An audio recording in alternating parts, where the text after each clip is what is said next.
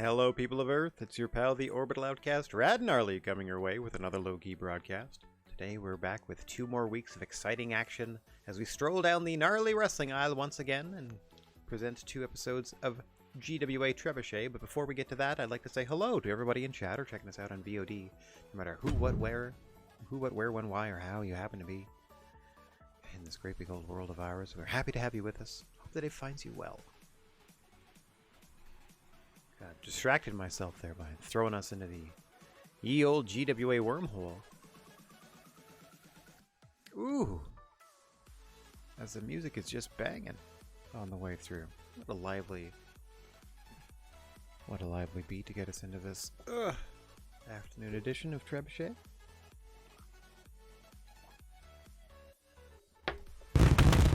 Woo!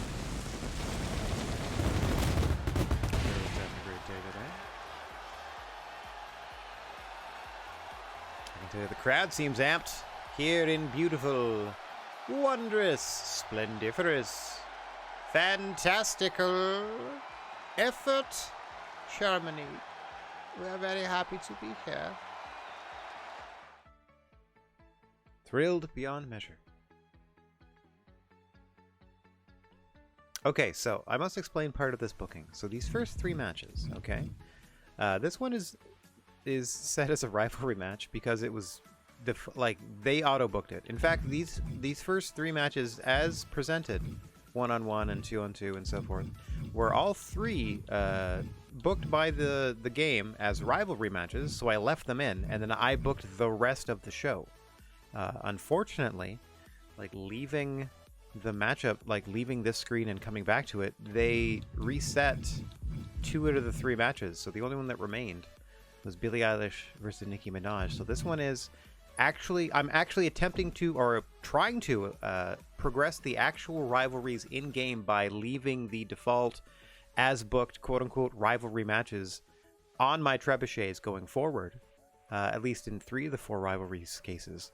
But the only one that's going to be active in that regard today is this first match, which is Billie Eilish and Nicki Minaj continuing their match. Just a 1-on-1. But let's get on down to the ring for the first time today. I'm pretty sure I turned entrances off. You know when you do a thing and you can't remember if you've done a thing because you've done it so often?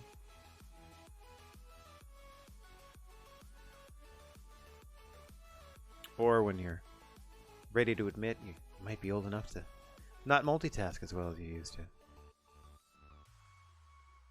Oh, it certainly helps that I medicate myself right before I go on air, so I want to cut myself a little slack as I take a nice sip of Beverine. Beverine, ask for it by name. It's your grocer's freezer? No. This crowd on hand. Billie Eilish in the lime green and Nicki Minaj in the... Oh! Let's call that puce.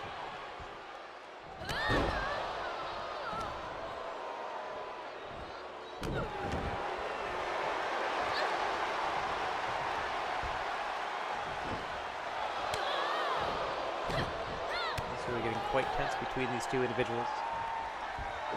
In recent week, I think they went 1-on-1 once. Got a rivalry start. Pure unadulterated hatred for one another. Oh! Big leg off the top from Billie Eilish. Huge move early in this one, and now she's switching things up, grabbing a limb.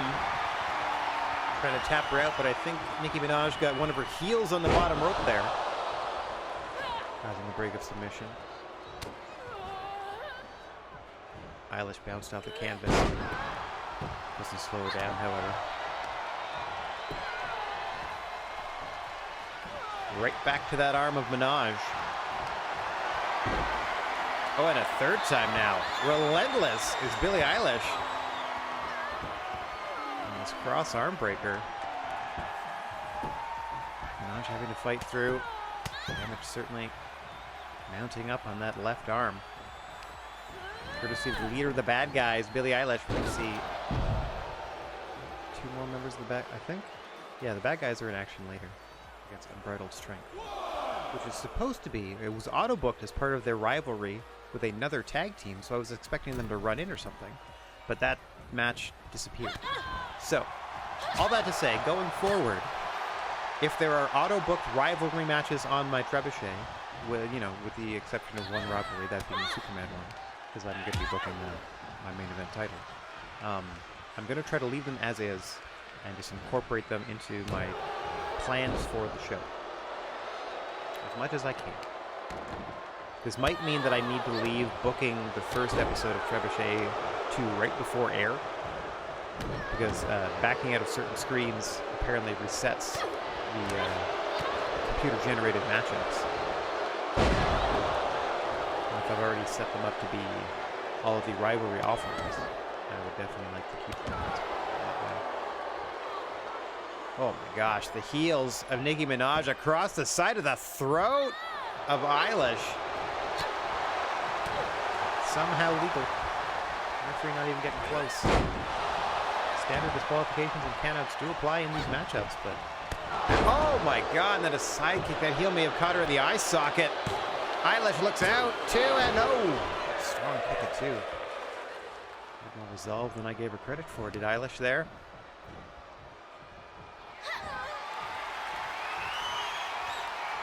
Oh, Nicki Minaj. Confident with that DDT. I think she's done enough damage to Billy, and she has... No! Hey, Rocco, what's going on, buddy? Hope you're having a good one. Good.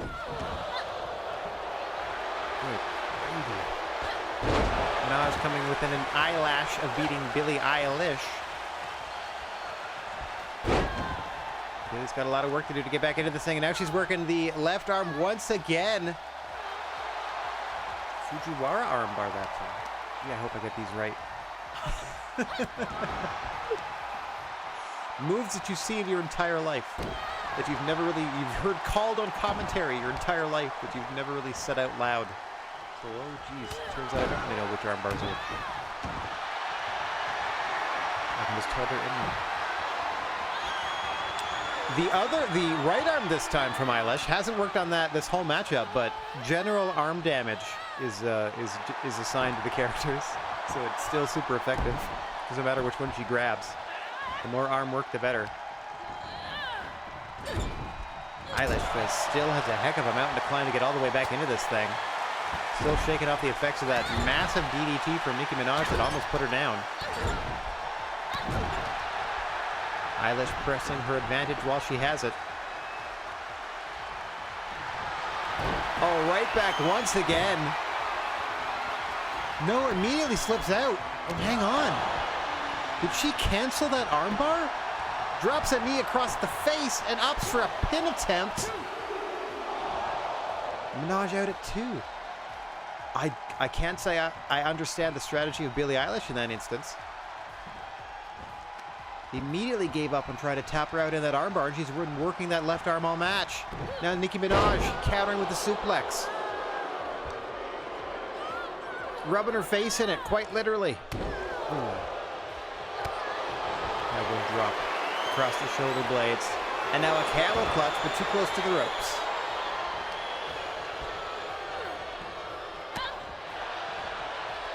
Nicki looking to put Billy down and out. That could have been her opportunity. I still don't know why she let go of that armbar. Eilish worn down here. Nicki Minaj thinks she's knocked her out with that elbow to the back of the head. The kick or two by Eilish, but not much after that. Immobile on the canvas. Minaj helps her up and right back down with that strike to the side of the jaw. And I sense another DDT in Billie Eilish's future, courtesy of Nicki Minaj, who is absolutely feeling it here. And into the cover, but she might be too close to the ropes. And she is. That's the only thing that spared Billie Eilish, in my opinion, who suffered 2 vicious DDTs thus far in this matchup. Excuse me. Almost Sylvester the Cat at that one. Suffering succotash indeed. Oh! Misses with that leg lariat, does Billie Eilish. Minaj able to sidestep. Snap suplex. That's been quite effective for Eilish in this matchup at disorienting her opponent, getting the ball rolling offensively. Let's see if she can follow up right back to that arm. Into an armbar, pushing away from the ropes. That's just going to wear you down. That's not technically a submission move, but that's still going to put massive damage on those arms of Minaj. Eilish has been working them all contest. Where is she going now? I think she was going to go for something off the top rope, but couldn't decide what corner to climb. Ended up going right back to the limb-based offense. But scatterbrained is Billie Eilish in this match, I must say. Can't quite stay focused on one cohesive strategy. But I can tell you what's been working best for her, and that is attacking the limbs of Minaj. And she has that trailer hitch applied. Shout out to Jamie Nobleboy. Now going for a cover after it. 2. No. Bit of a hesitation on that third count, and Billie Eilish is giving the referee some guff for it. And she measures Nikki for another stab at this armbar. Let's see if she holds on this time. For all she's worth. And that is it. Minaj forced to tap out. Cumulative damage to that arm. Too much to bear. And the winner, Billie Eilish, as I need to reorganize. Okay, after this, I'm just as curious as y'all. After this replay, I got to tab back to OBS here and see what post-match shenanigans occur, since this is a rivalry match.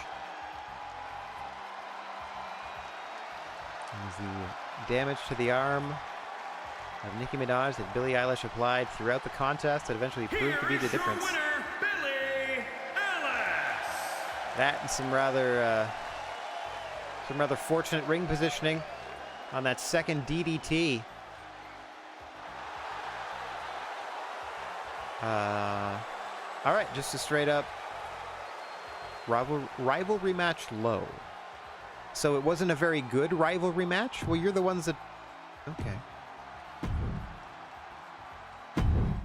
Well, computer, book yourself a better rivalry match then. Do something more fun at the end. I'm relying on you here. So this was meant to be a rivalry match as dictated by the game itself, but now it's just a singles contest between, you know, half your tag champs and their greatest rivals. So let us get down to the ring for Michael Myers versus Mr. Rogers. In a feud I might just end instead, because I feel like we've seen a lot of PBS versus ladies' men.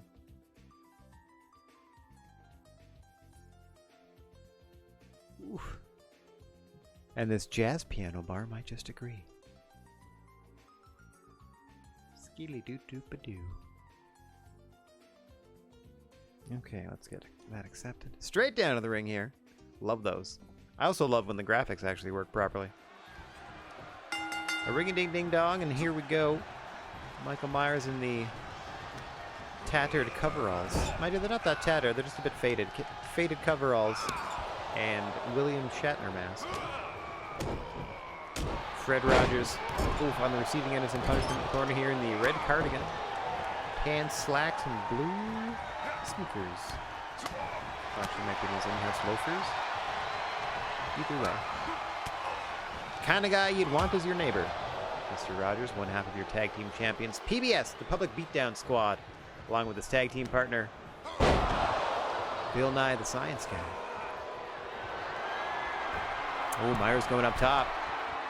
1/3 of the ladies' men who've been feuding with PBS and by extension, oh, their friend Mahatma Gandhi. Here in the GWA for quite a while now. Ladies' men comprised of Michael Myers, present, and absentees, Leatherface, and Jason Voorhees.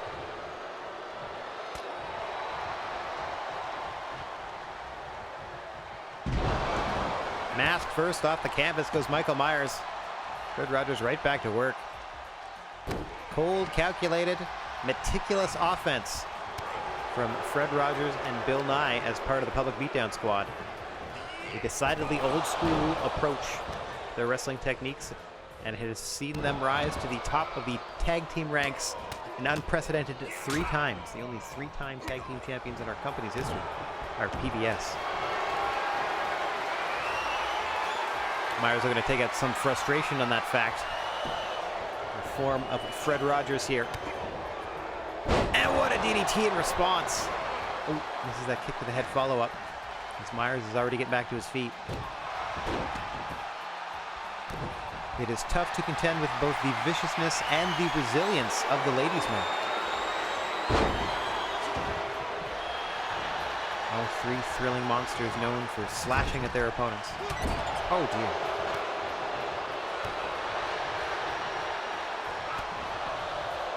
With murderous intent, one would say. Short arm Irish whip, or hammer throw, let's say. Cut off by the drop toe. It's an old school fundamental wrestling from Michael Myers.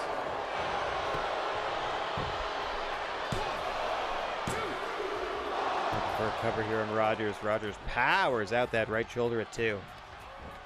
Myers questioning the cadence of the referee's count. Oh, countered immediately. He's looking for that sidearm choke. Rogers able to counter out immediately. Turning the tables on Michael Myers here, and perhaps beginning the inevitable setup for the pile driver. Up goes Rogers. Top rope Myers, desperate to get up. Rogers waiting for him to rise. Whoa, what a fist drop to the top of the head. Into the cover goes Fred Rogers. 1, 2. Myers out at 2. Rogers double checks with the ref. Oh! That moment's hesitation gave Myers the time that he needed.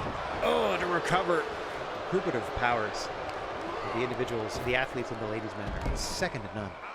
Just when you think you've gotten them virtually dead to rights, it's like they just sit up and get right back to work. Action spilling to the outside here. There's a 10 count in effect. No time limit. Standard match rules apply otherwise.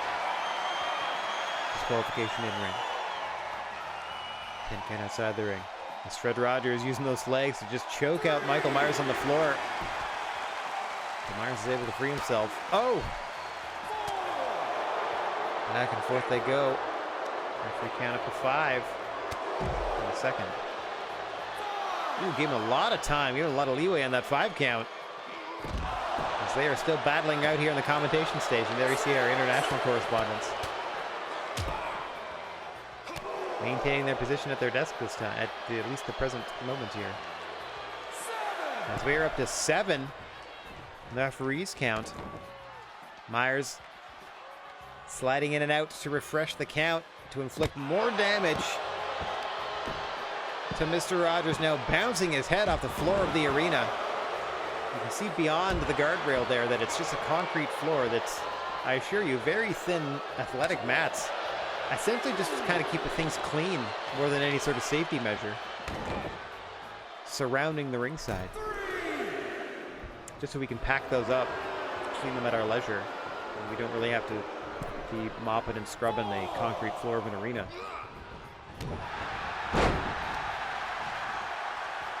I like to leave things tidy when we go.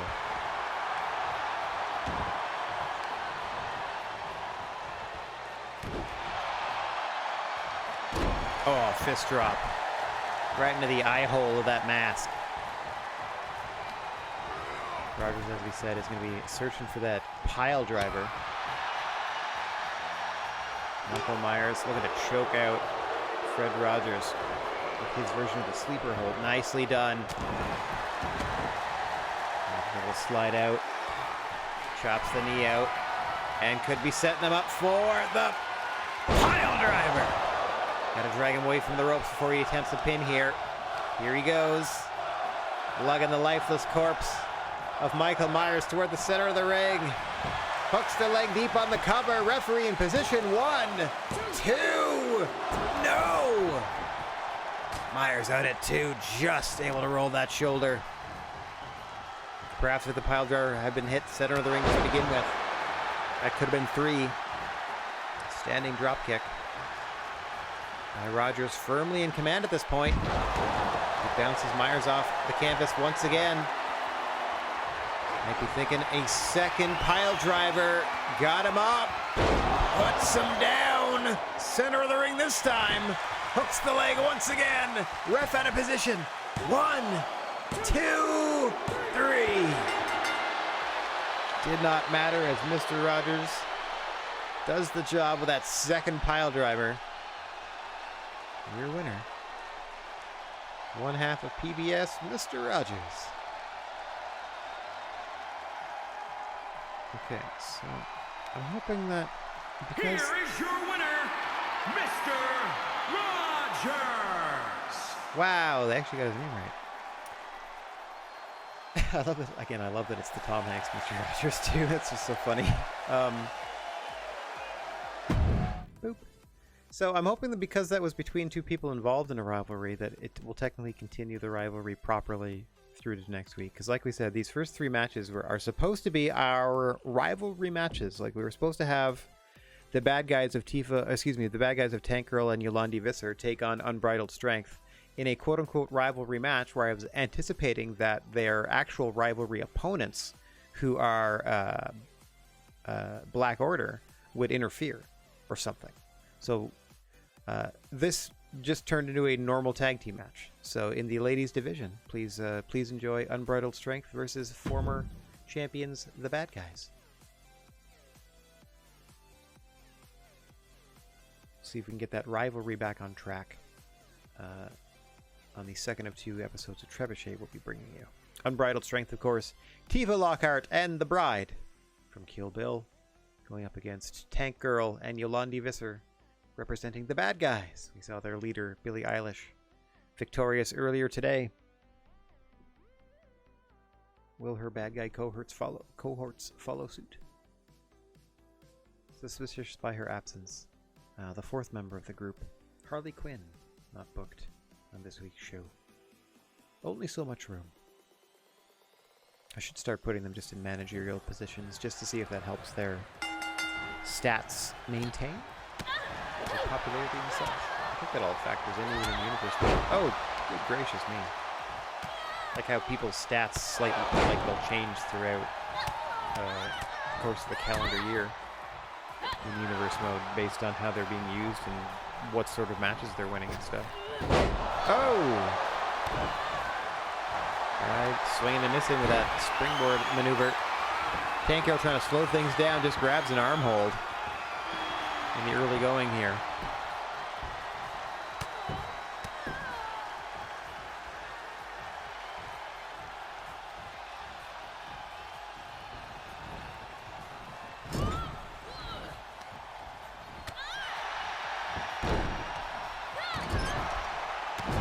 Bride down in the corner of the Bad Guys.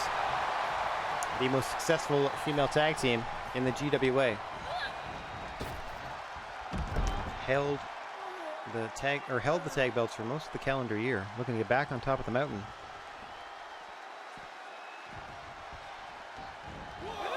Oh my gosh!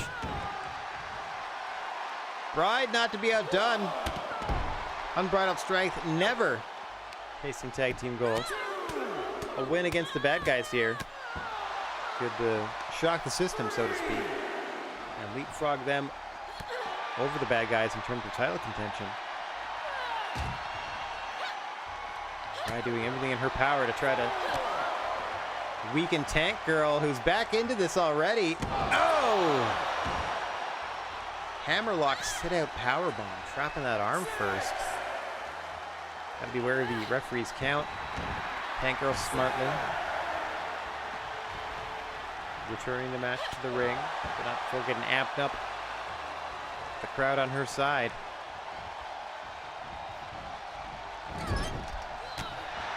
Had to set the Bride up.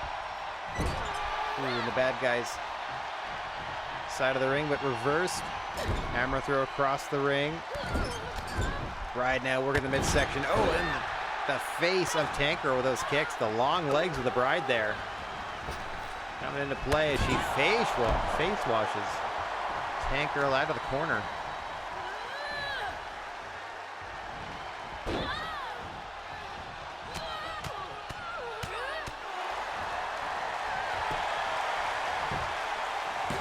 Passes guard, just starts wailing on her, busts her open, goes for the pin. Yolandi Visser breaks it up before the 2 count. Ooh, up and over she goes. Bride confidently tags in Tifa Lockhart. Unbridled Strength looking pretty good in this, as Tank Girl's been busted open here. Up and over Tank Girl goes to the floor. That guy's not looking so good at the moment. As Tank Girl's depth perception not quite right. Missing that drop kick attempt.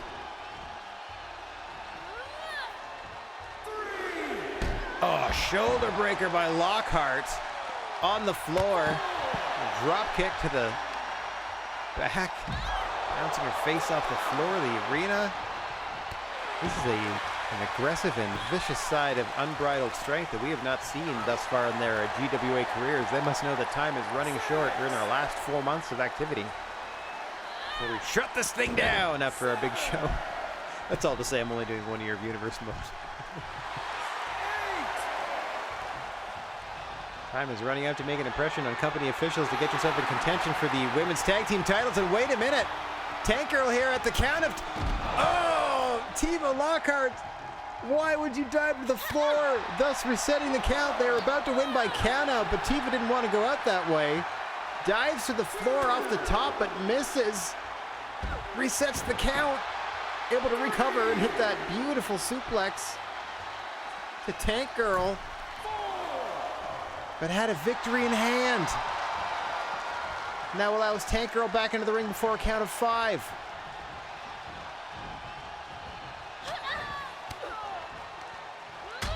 I don't know. Unbridled Strength had a great opportunity to win this thing, more than once, I would say.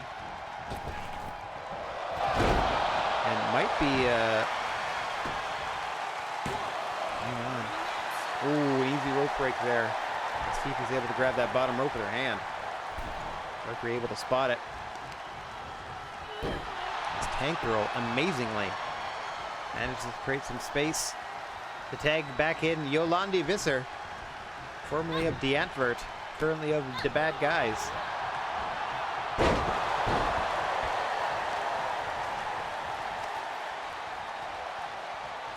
Unbridled Strength might have gotten too confident there. Toyed with their opponents a little. They should have been focusing on the victory. Yolandi knows it's going to take a lot more than that to keep Tifa down. She just gets a 1 count on that pin attempt. Oh my gosh! And then she's laid to waste by the Bride, who throws Tank Girl up and over the ropes. Wait, isn't that Dalton Castle's move? That was awesome. Bangarang to Yolandi Visser. Oh, into the downward spiral by the Bride, now wailing away on Yolandi. Into the cover. 1, 2. Yolandi powers out at 2. Tank Girl nowhere to be seen to help her partner. It is all Unbridled Strength at the moment. Yolandi trying to fight free. Shin crusher, that's going to stun the Bride. Yolandi elects to press the attack instead of tag out. Let's see if that pays off for her. Plant the Bride in the corner. Oh, and extract a little bit of revenge before tagging out, it seems. And she's got the Bride down. Oh, but not out. With the long legs once again coming into effect here. Oh! Needed the jaw of Visser. And then Kawada kicks. Follow it up. In comes Tifa as Yolandi drags herself to the corner to tag in Tank Girl. Fresh fighters on both sides here. Oh! Tank Girl catches her. Looking to put her to sleep. Bride in for the save. Oh, Tank Girl misses. Bride's got till 5. He certainly has Tank Girl distracted. Tifa hasn't moved. In comes Yolandi. She's going to pull Tifa back to her feet. What does she have in mind here? Got to act quickly before the Bride gets back to the apron. Sets her up in the corner. Tifa fights free. Window may be closing here for the Bad Guys. Off the ropes goes Yolandi. Oh, misses the big leg. Tifa rolls out of the way. Simultaneous misses on a dropkick and leg drop attempt. Tifa back in charge. Bride back on the apron. Tagged in legally. Windows shut for the bad guys. Oh! Phenomenal forearm inside the rope springboard. Bride now one off the top rope. Incredible athleticism on display from the Bride here.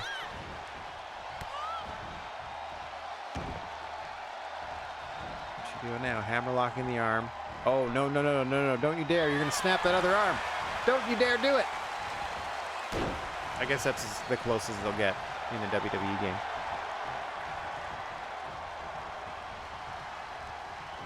Scoops her up. Oh, that pop-up discus punch from the Bride. Visser down but not out of somehow. She's back to her feet almost immediately. Perhaps out on her feet. Code red by Tifa. Springboard. Senton splash. I don't know if she quite got all of that, but Yolandi still looks down and out. Tifa looking to follow up from the top to make sure. Drops the big elbow. Into the cover. 1, 2. Tanker leaps over the ref to make the save. Misses and gets kicked in the face by the Bride. What a spot by the Bride. That was awesome. What timing. That low drop kick hit Tanker right in the side of the face, preventing her from making the save. Visser got out under her own power, but now she's all on her own here. Able to fend for herself with that snap suplex. That may have given Tank Girl enough time to get back to the apron. Yolandi looking to finish off Tifa on her own, but not the right part of the ring. Gets an immediate rope break. House of Fire is Yolandi Visser taking out the Bride as well. She rolls almost all the way out to the floor. As you can see, Tank Girl just starting to stir. She gets the Bride dumped on top of her. Yolandi still has a bit of an opportunity here. Tifa's down. Into the neck breaker. Pulls her back to her feet again. Hurry up, Yolandi. Oh, she's marching her across the ring. This is taking up precious time. Trying to involve her partner, Tank Girl. That looks like the Bride now is up on the floor. Another window shuts. There will be other opportunities.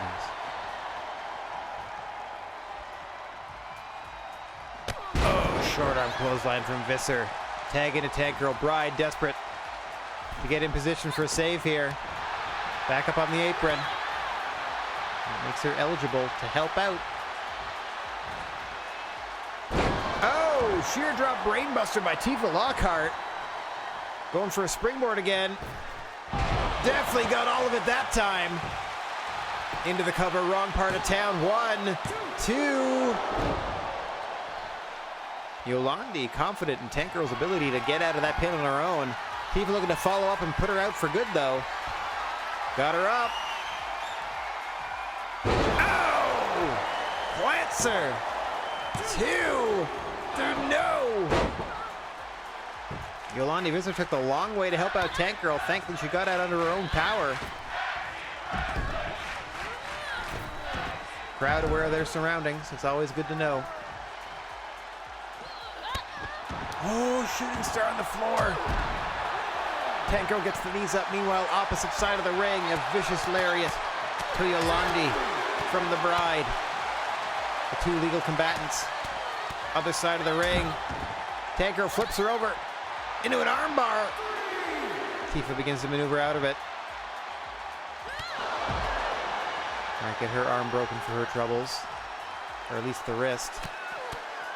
Oh, there it is. Oh, that's the spot. That Penta used to do in Lucha Underground. They did a whole season-long story on it. It was great.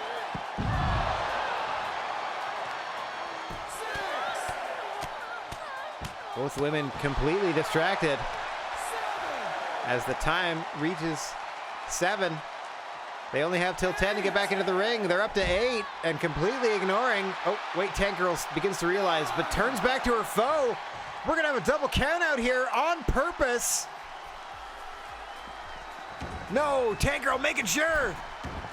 You've got to be kidding me. Where was the 10? Tank Girl just resets the count.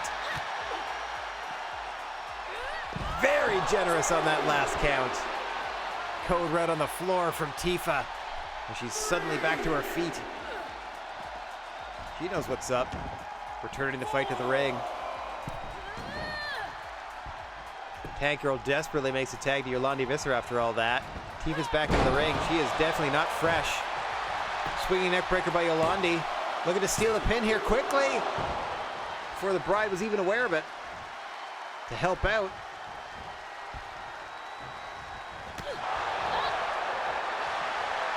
Suffers one kick but ducks the second. Tifa still fights free of Visser. Oh.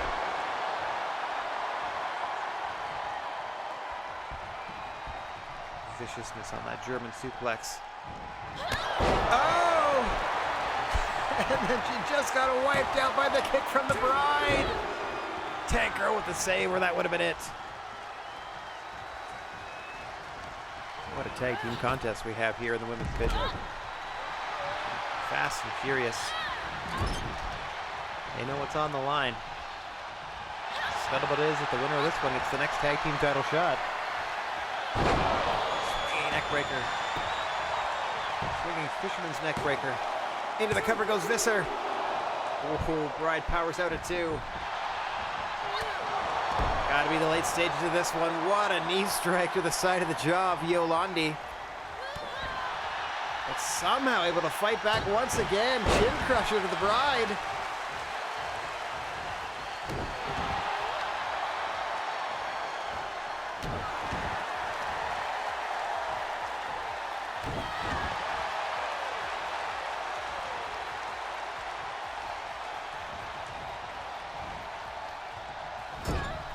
Bride deposited in the bad guy's corner. Tag team offense coming their way. Double inverted suplex. Oh no, hang on. Yeah, double inverted slingshot suplex, pardon me. Oof. Bride able to use the momentum to get into her own corner to tag in Tifa Lockhart. And there with Tank Girl, Tifa firing away. Off the ropes, big boot to the face, make it 2. And that low drop kick. Loves that springboard senton, but misses completely that time. 1 for 3 in the matchup. Looking to make up for it off the top. Gets caught by Tank Girl. Quick tag out to Yolandi. Uh-oh. Drop kick misses. Leg drop lands. 1, 2. Tifa able to get out at 2. And a repeat of a spot earlier in the match where they both missed. That time, Yolandi Visser's leg drop landed. Another fisherman's swinging neck breaker into the cover. Bride breaks it up before the count of 2. Big leg drop off the ropes. Bride trying to get out of the ring. Can't make it. Big DDT by Yolandi. That'll send the Bride to the floor. Opens up a window of opportunity here. Yolandi tagging out the Tank Girl. Tifa Lockhart down on the canvas. Another opportunity for the bad guys to close this thing out. Let's see if they can do it. Oh, inverted DDT by Tifa. For unbridled strength. Taking her time off the top. Oh my God, what a maneuver. Into the cover. 1, 2. Tank Girl powers out at 2. Tifa had no backup. Yolandi confident in her partner's ability to kick out. Stayed on the apron. As you can see, the Bride slowly starting to rise. The other half of unbridled strength. Finally back into position on the apron. And calling for the tag. Back in comes the Bride, looking to finish off Tank Girl once and for all here. Still able to counter. Hooks her over that Tiger Chancery.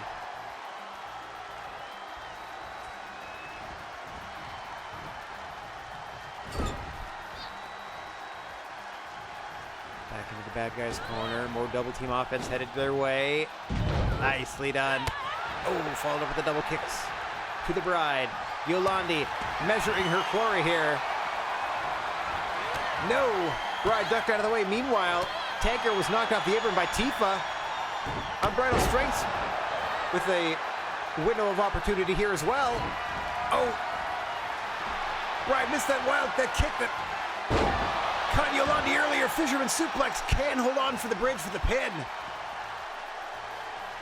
Action almost too fast to call. Counter for counter for counter. Big whoopsie by Yolandi Visser off the ropes. As in Tank Girl. Tank Girl v Bride.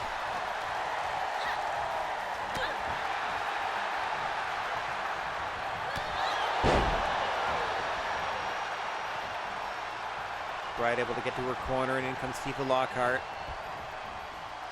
Trying to press the advantage. On a still bleeding Tank Girl. She was busted open early in this matchup. Oh dear! That could do it! Fisherman's carry spikes her down in unbridled strength. Picked up a huge win against the bad guys. May have punched their ticket to a title fight.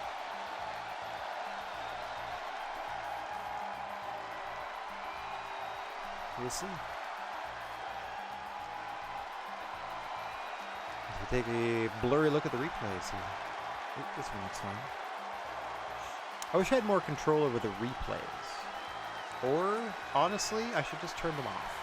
Because they just kind of, they do give me a little bit of time to do some stuff in another window. So maybe I'll leave them alone. It's just kind of silly what they choose to show you. Okay. Huge win for Unbridled Strength. Over the, as we said, the former champions. Very successful tag team champions at that. And now we are halfway through the show with this one-on-one matchup. Now the rest of the show is what I booked all of this. This would have been the show regardless. Darkseid looking to continue his winning ways up the singles rankings in the men's division with a one-on-one contest with John Wick. A heck of a test for Darkseid and John Wick both. I'm very interested to see who comes out on top of this one. Kind of the final hurdle, some are saying, between Darkseid and title contention is a win over a superstar. The quality, the caliber, the renown of John Wick. Here is his opportunity. Join that upper echelon, his Darkseids. Let's see how he fares against one of the greatest assassins the world has ever known. And a heck of a dog owner.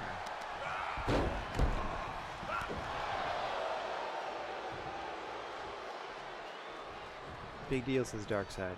I have an entire planet of dogs. Just overpowering John Wick in the early going here. John Wick fighting from underneath, trying to get back into this. Sizable mountain to climb, both literally and figuratively, when you're in there with a monster the size of Darkseid. An absolute unit. A mighty mountain of meat in there with John Wick. No slouch himself, skill-wise. The speed and athleticism versus the sheer size, power, and enormity of Darkseid.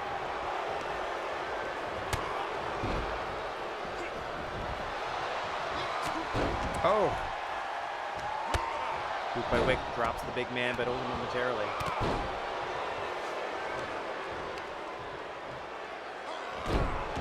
Easily able to kick John Wick in the face from the canvas. There's Darkseid there. Let's just point that out. Got his leg all the way up into his mush. So Darkseid just bounced John Wick off from there to stop that move. Oh, the big whoopsie into a pin. No, doesn't hold on to it. Trying to cave in the chest of John Wick. Hooks the leg on a pin attempt. Does Darkseid. 2 count. says the referee as Darkseid adjusts his helmet plate. And drops the big elbow, leans on him for the pin, and that is it. Darkseid is your winner. Just that quickly, when he drops that elbow into your chest and leans into it for the victory. And you see the sportsmanship. John Wick. Put her there, pal, says Darkseid. Beat him fair and square. Nothing John Wick can do about that. I don't know why it's a potential rivalry. That's not going to happen. That had more story going for it than the actual rivalry match that we let them book and keep booked. I'll complain about that later. Anyway, we have a new talent debuting. Rocco, if you're still in the chat, check it out. I went through the entire list of all the females that were discussed, including, Mrs. Doubtfire, Miss Frizzle, Asajj Ventress, Wendy from Wendy's. I guess technically like Wendy Thomas. Is that mascot's name? Wendy Thomas? Wendy from Wendy's. Several others, but the only one that had any even half decent attempts made of their character was Chitara, formerly of the Thundercats, now of the GWA, making her debut. And what a debut it's going to be! What a challenge in front of Chitara, former GWA Women's Champion Mystique. As Chitara makes her GWA debut. This was the Chitara edit that looked somewhat realistic. Like, there were others that had the comic book look faithful, as this one does as well, but they had zero texture on the clothing. Like, everything just looked flat. This looked like someone made an attempt to do a human Chitara. So, we'll see how they work. I already assigned them a moveset. I can't yeah, okay. I set them up with a moveset, but then I changed these signatures and finishers. Okay. I don't know who Mystique versus is. Chitara with the size advantage on Mystique. Wasn't expecting that.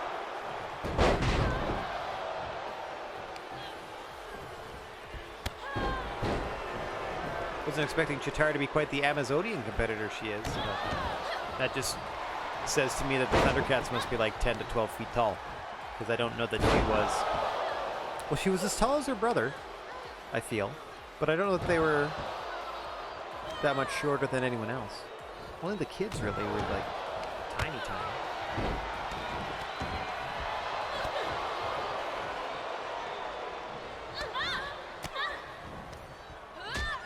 Chitara looking to impress in her debut against some stiff competition and a former women's world champion.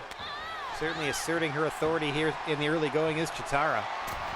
Going up top. Had a roster spot available at the conclusion of the last pay-per-view, as Gandalf no longer employed by the Gnarly Wrestling Isle. Making way for Chitara to be teleported to the Trebuchet Arena and hired to work for us in exchange for food and lodging. And a promise to be returned home at the end of the calendar year, or the universe calendar year, which is the end of April. Please send us home. Not until you're done play fighting for me.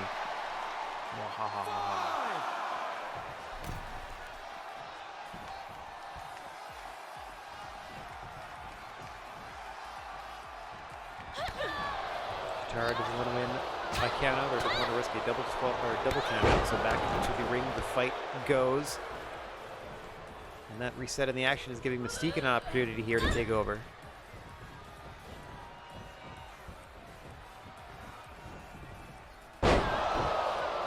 Just bouncing the back of Chitara's head off the canvas. Chitara not standing for it. Hang on. Oh, into the pump handle slam goes Chitara. And looking to drag Mystique away from the ropes. Gotta be thinking cover. No, hook in the legs. No. Push pushed off by Mystique, who's now setting Chitara up for something in a big bad way. Mystique measuring her opponent. Gonna knock her into the corner, perhaps. Yeah, got her set up on the turnbuckle. Oh, no. Chitara evades. And forth they go. Chitara luckily getting those shots in. Setting up Mystique in the corner. Turns her around. What does she have in mind here? Just raking the face of Mystique. Those clawed hands of Chitara.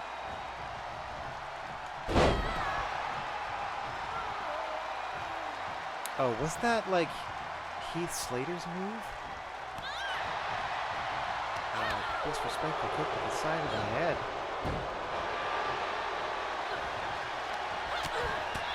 Oh no, that was a zigzag, I guess. It is not Dolph Ziggler's moveset that she has, that's for sure. Ooh. Out of the corner. Mystique desperate to get some offense in here. Chitara starting to dominate. Former Women's World Champ Mystique looking to back into this thing. Thinks she's got her off the ropes. Huge bulldog. Hooks the leg, looking to spoil the debut of Chitara. 2 and no. Chitara right at the count of 2. Gets that shoulder off the canvas. You can't believe it. Gotta be, perhaps, thinking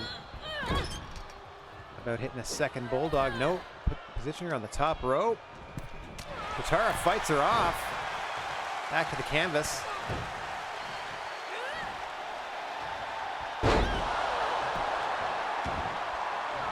That knee DT, low angle DDT spiking her into the mat once again. Back to this pump handle she likes.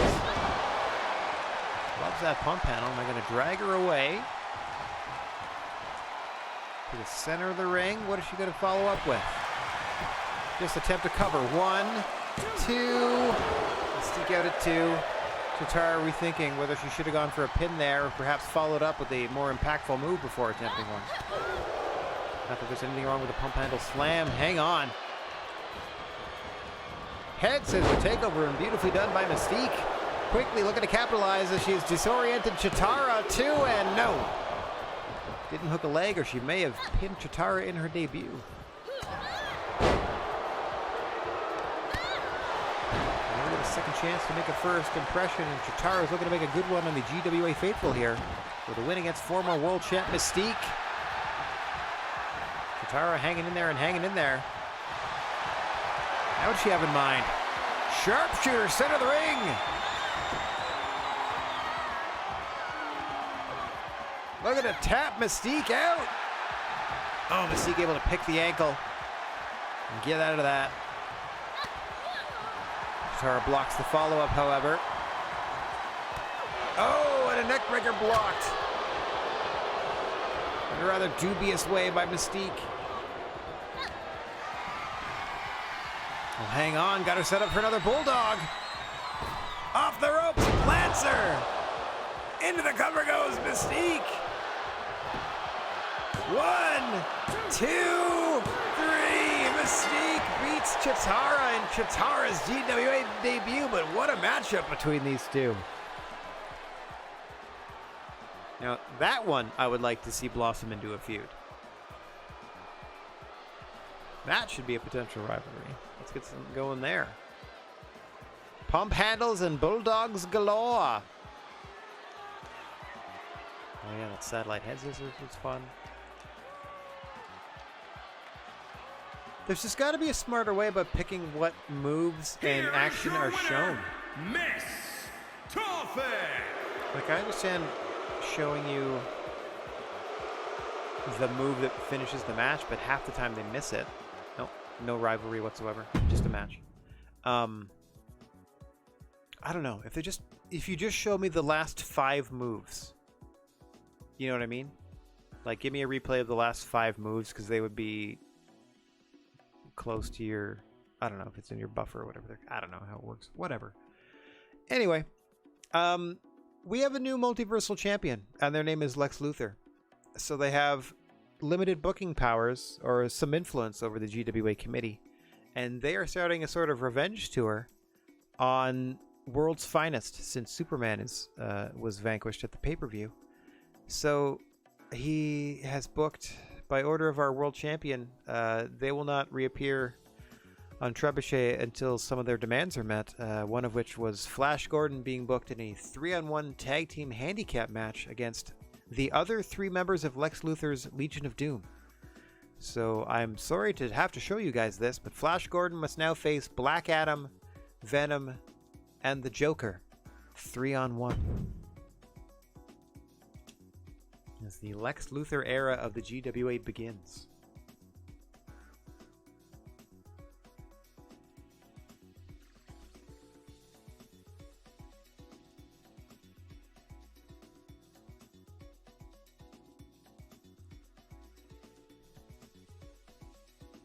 Ready when you are, game. Load them up.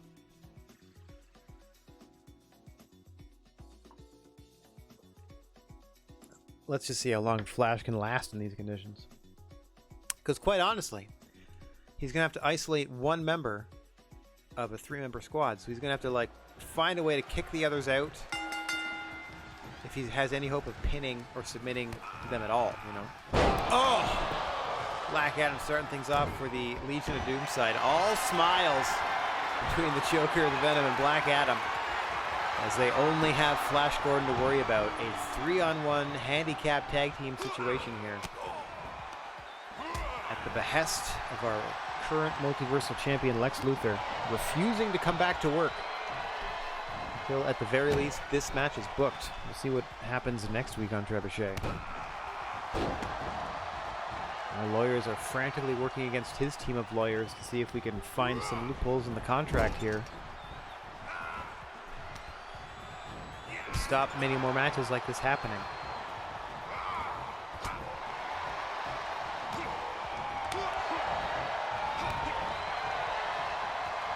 To take nothing away from Flash Gordon, he could very well pull this thing out, unlikely though it seems.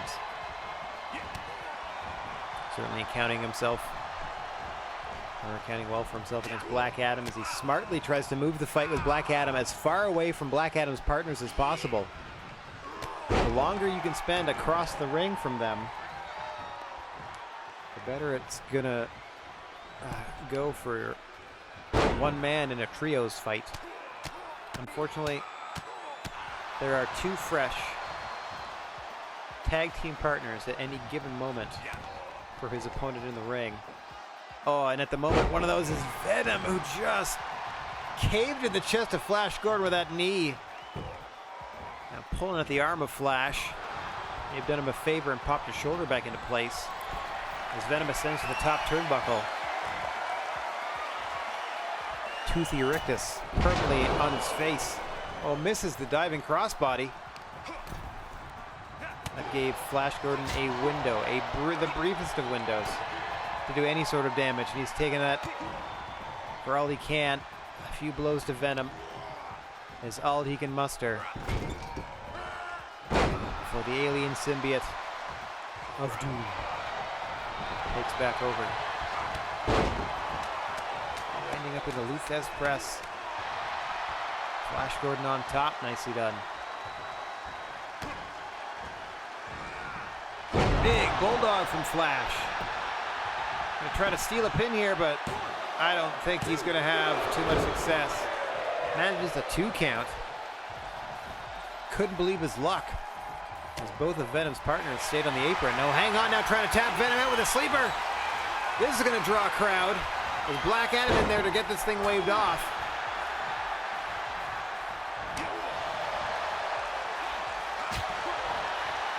Black Adam has still 5 to get out of the ring, and he was just busted open with a shot by Flash Gordon. It's going to help Flash's cause in this matchup, as now we see some action from the Joker for the first time. The last completely fresh fighter just covers up laughing at Flash Gordon before sending him across the ring. Oh, pop-up pancake. Should have spun him like a pizza. Flash somehow able to get the advantage on the Joker as well. Sends him off the ropes. Up and over the ropes, in fact, as Flash Gordon stands tall, center of the ring. All three members of the Legion of Doom perplexed, bewildered, dumbfounded as to how to approach attacking one man. Head on a swivel. Flash Gordon looking to save every one of us. Rev up to 3 on the Joker. Finally finds a way to return to the ring. Before Flash. Oh, I thought he was going to dump him right back out. Stunned across the ropes. Joker finally finds a way to get in on the action. Gets some offense in on Flash Gordon. Oh, big clothesline out of the corner. I can't believe the fight, the heart of Flash Gordon in this one.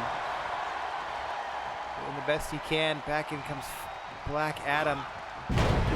Here's the trouble. As soon as any of the 3 gentlemen on the Legion of Doom side get in trouble, they can tag somebody in. Oh, big bulldog, hang on. Flash has a chance here. Got him in the sleeper. Venom with the save. Waving off the submission. Flash looking to pin him. Looking to pin him, but in comes Joker to make the save before the count of 2. A nearly impossible situation, but Flash focused on Black Adam, ignoring the Joker, who has still 5 to get out of the ring. Countouts and DQs still fully in effect here. That might be Flash's only option, as you can see him absolutely wailing away on Black Adam now. Stomped away at the elbow. Repeatedly is Flash Gordon.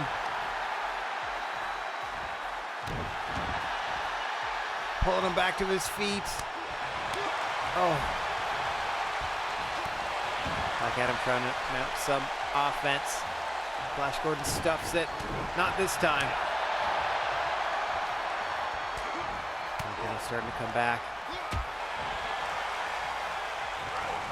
Flash will not be denied. As he's got Black Adam backed into the corner, bouncing his head off the turnbuckle. Shoulder thrust to the midsection now. Flash looking pretty confident in there. Still 1-on-3. Into the sleeper once again. Looking to tap Black Adam. Oh, and once again Venom with the save. Flash undaunted. Absolutely singularly focused on Black Adam. Rolls him into the cover now. 1. Joker makes the save before 2. Flash turns his attention. Drops him with a suplex. Joker's got to roll out. He's prone on the floor. Right back into the sleeper. Flash can pull this off. Oh, Venom to make the save once again. Black Adam has not had offense in quite a while here. Bulldog to Venom. Right back to Black Adam. Flash can pull this out. Oh, leg sweep by Black Adam. His first offense in a bit. Flash shrugs it off. Oh, floats over. DDT by Adam. That Flash is going for another sleeper attempt, and finally Black Adam able to tag out as Flash Gordon is exhausted in the center of the ring. I don't know how much more he has left. What an absolutely valiant effort from Flash Gordon here against 3 men. 3 monsters like Venom, the Joker, and Black Adam. It's only a matter of time, you gotta think. Oh!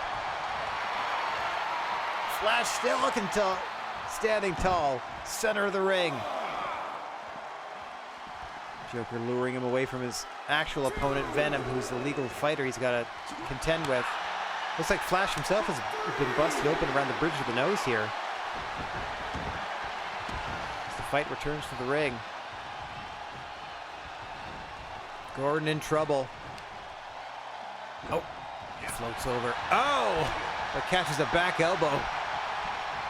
And a German suplex by Venom. Stalking his prey. And open that cut up on the forehead.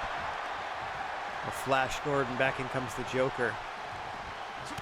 I have no idea how Black Adam's standing after the beating he's taken in this one.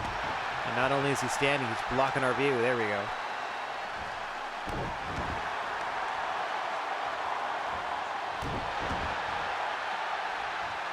Flash somehow, someway, still in this thing. Sleeper onto the Joker now. Black Adam in to break it up. Looking to pin Joker. That should send Venom into the ring. Hang on. Cancels the pin immediately. Right back into it. Joker kicks it. Nothing. You can see it's starting to take its toll on Flash. Even on offense, he is absolutely wearing himself out, having to fend off 3 combatants. Another huge bulldog to Joker. Turns him around into the sleeper.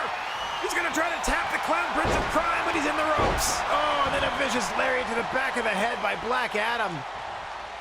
Joker absolutely ragdolled by that sleeper.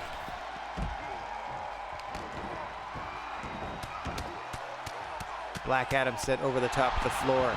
He's going to be a non-factor for a little bit. Flash looking to steal a pin while he can. In comes Venom. Drops the double axe handle to the foot. That breaks up the pin. DDT'd by Flash. Right back to work on Joker, who's alone now. Flash has got a chance here. He can find a finishing shot. He's wearing the Joker down, but this is going to give his partners time to get back on the apron. And there you see Black Adam finally back up to his feet. Oh, and a big boot from Joker. Gives him time to tag the big man in. Flash needing the ropes to pull himself back to his feet. Oh, face first into the canvas, courtesy of Black Adam. Scoops him back up. Suplex. Black Adam in firm command. Joker, for some reason, calling for a tag. Had just enough time to catch his breath on the apron, I guess, as Venom is slowly starting to stir on the outside. Joker reversed up and over the top to the floor. Flash turns his attention to Black Adam, pulls him into the ring.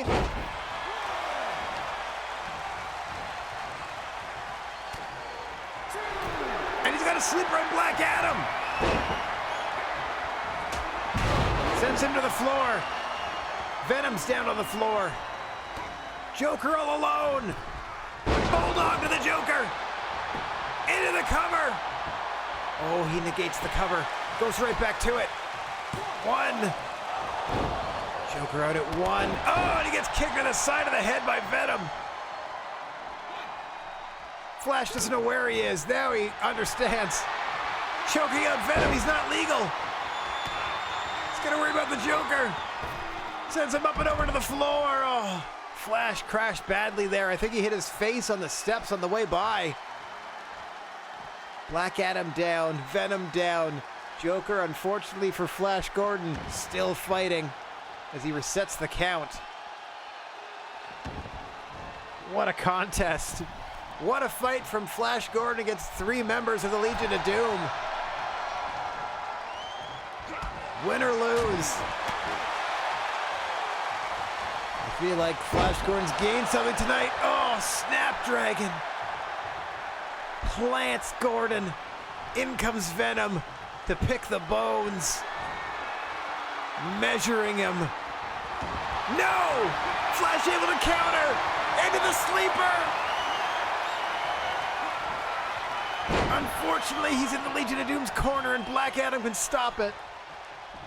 I don't know if Flash knows where he is in the ring anymore. He's just fighting. Blood trickling into his eyes, dragging Venom into the center of the ring. Having a real hard time making pins. Black Adam in to break it up. This had to have been Luthor's plan. Either beat Flash Gordon into submission or have him exhaust himself.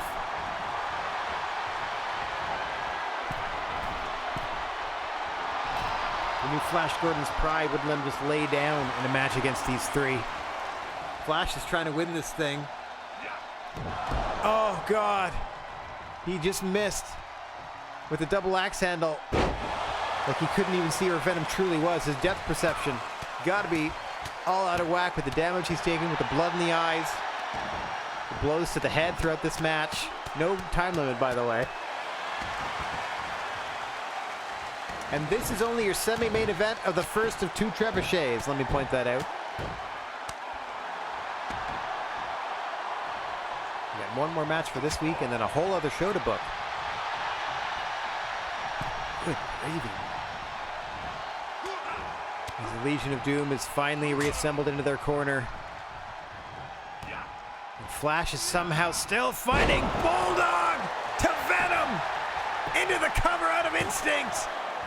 Black Adam's gonna make the save at 2. Right back to work goes Flash, trying to ignore Black Adam as best he can. Nope, luring him in.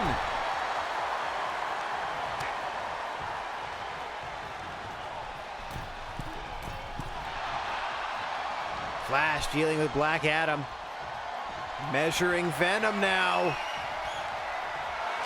Into the sleeper! He could do it! He did it! No, no! Oh my God! He put him out, but where's the ref? Ref was distracted by Joker in the corner, so he didn't see him tap. Oh, no, no, no! Flash had the match won! Desperate for a pin, but Joker breaks it up with a simple kick to the referee. Joker distracted the ref while Venom is tapping out to that sleeper. Venom desperate for a tag, trying to get out of the matchup. Flash trying to finish him off and keep his tag team partners at bay at the same time. A Herculean task for Flash Gordon. Oh, what a headbutt.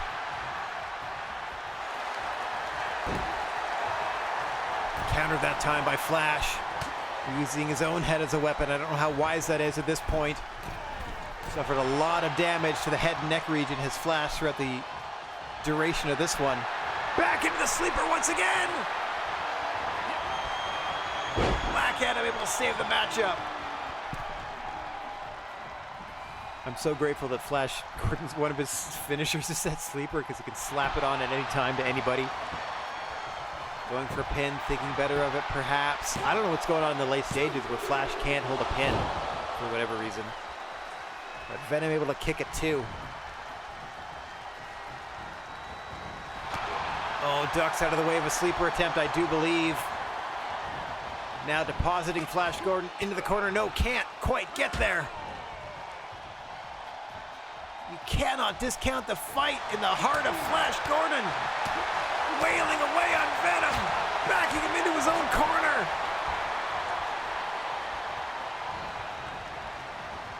Venom walks him across the ring into an opposite turnbuckle, sets him on the ropes. Oh God. Oh God. Oh, is it Chicago Skyline time? Oh! Dropped viciously across the ropes is Flash Gordon. Awkwardly, 2. Into the cover goes Venom. 2. No, he kicked out. Somehow Flash Gordon is still fighting. In comes Joker.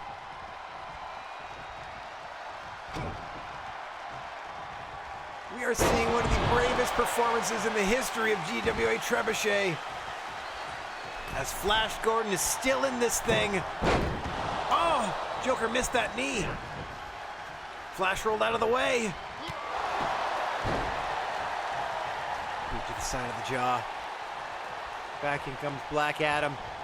Everyone in this match looks like they've been in an absolute war. Oh, gutbuster to Gordon. Gotta have a broken rib by now.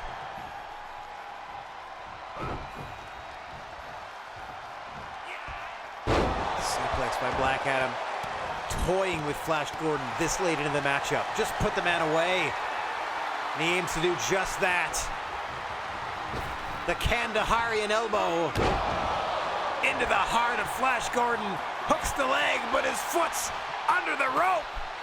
And the pin must be broken. Flash ducks out of the way. Measures his man. Into the sleeper. Venom in there to break it up. Flash rolls him into the cover. Hooks the leg and hold it there. 1. Joker with the save on the pin attempt. Right back to work goes Flash.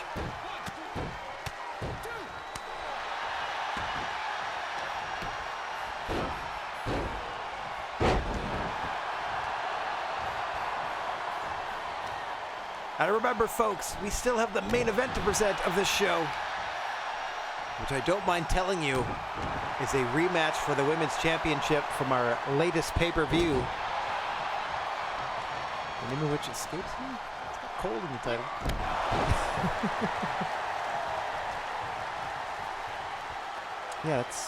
I'm drawing a blank there. Anyway.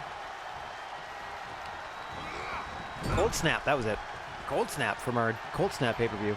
We had a last man standing match between Lex Luthor and Superman for the multiversal title in a rematch for the women's title tonight. Following this contest, hang on here. Bulldog to the Joker. And Black Adam saves the matchup once again. But in our main event tonight, a last man standing match. It is the women's turn. A rematch for the women's title. Wonder Woman putting the belt on the line. Last woman standing against Katy Perry, still to come on this episode of Trebuchet, as Flash Gordon is once again trying to tap out a member of the Legion of Doom. He's got Joker reeling. He's done it. Flash Gordon, 3-on-1, defies the odds. That was fantastic.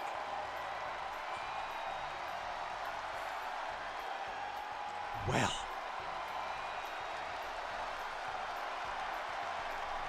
I see.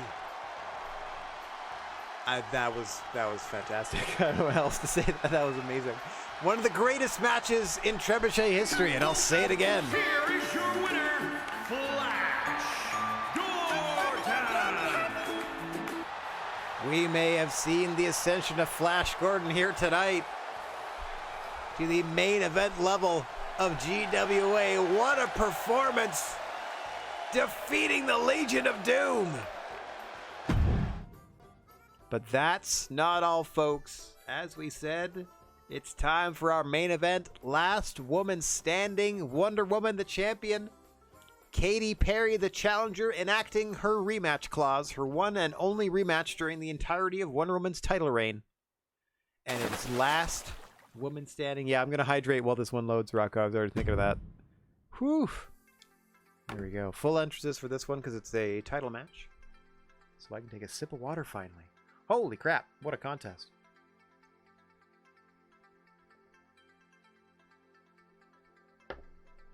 If I were smarter at this whole Twitch thing, I'd be clipping all these matches every week. That way they would also live on Twitch forever. That sounds like a lot of time I don't want to invest. I mean, I guess I should. That's a lot. It's a lot of work to not even like be successful at this. You know, I mean, believe me, I am more than grateful for all the support, but by no means can I support myself doing this at present date or anything like that. And that to me is success. If I can at least, when I started doing this, I figured if I could figure out how to make as much as the government was giving me to not work, The following contest is a last now that woman standing would be match. considered a financial Making success. her way to the ring. Generally From speaking, in the California, success, I was like, well, if I can make at least one person like Perry. happy, not make them happy, but just like improve their life in some way by doing this silliness. Life is hard enough as it is, and if I can figure out how to do that, for at least one person, roaring success. The financial aspect of it is just ensuring that I can continue to do it. You know? My thoughts on AEW last night. I actually watched that show twice because I was talking to Rob the first time, and he's unfortunately dealing with COVID. Get well soon. I liked it. It's interesting that they're eliminating people so early, but I think that'll hopefully play into some story stuff. Yeah, no, I'm on board. I'm trying to remember if there was anything that necessarily like irked me. I don't think there was necessarily anything that like really stood out either. Like the wrestling is always like top notch, so I can't even comment on how good it is there. There she is. Less than a week after winning the championship, putting it on the line in a last woman standing match. That sword is technically legal. I know they don't stick around for the matches, which is a shame. Anything you can carry to the ring should be technically available as a weapon. Let me throw that out there. Any entrance prop should be a prop in a match. Oh, I somehow skipped the best part, which would be the women's title showing up. What a bummer.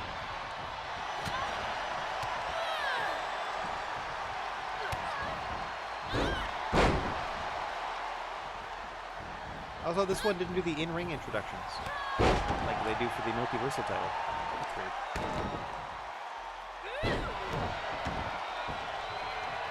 I think it's fun that the Von Erichs are showing up in Texas next week, for that winter is coming. I think it's great that they're announcing their Canadian tour well in advance. I hope they make a better habit of well in advance, giving you a big slate of here's where we're going to be for the next da-da-da-da-da. Like, instead of the individual graphics on the bottom of the screen, absolutely give me a big, give me a big graphic on screen that tells me. Hang on, I'm going to have to select one of them in 1 second here. Controller assignment. I'm going to have to select somebody. Here, I'll be Wonder Woman for a second.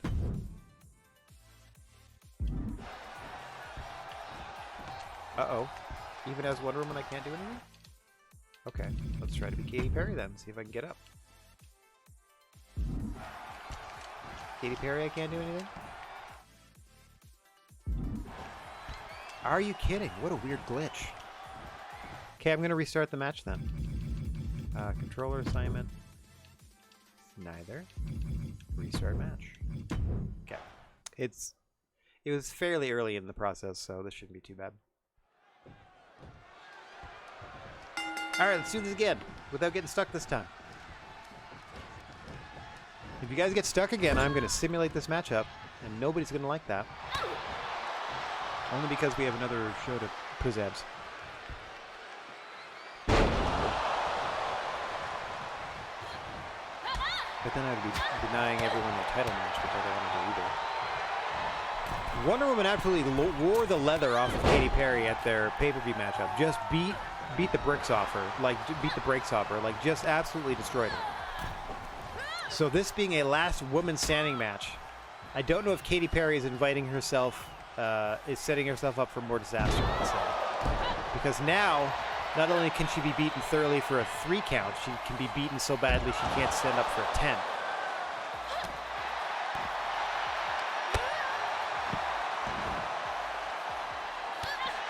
No countouts, no DQs. You can knock your opponent out anywhere in the arena, as far as I'm aware. The referee just needs to be nearby and able to count to 10. Which should start to happen once the wrestlers are sufficiently worn down. And could last who knows how long.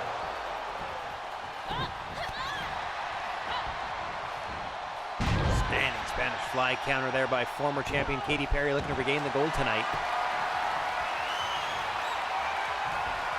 As we said, not quite her best performance at the pay-per-view. A fairly easy victory for the challenger Wonder Woman en route to becoming the champion. Wonder Woman in her first defense against that same Katy Perry, and Katy Perry's only opportunity against Wonder Woman in this championship reign. That's the condition of the rematch clause in these championship contracts. You get one shot at get your belt back.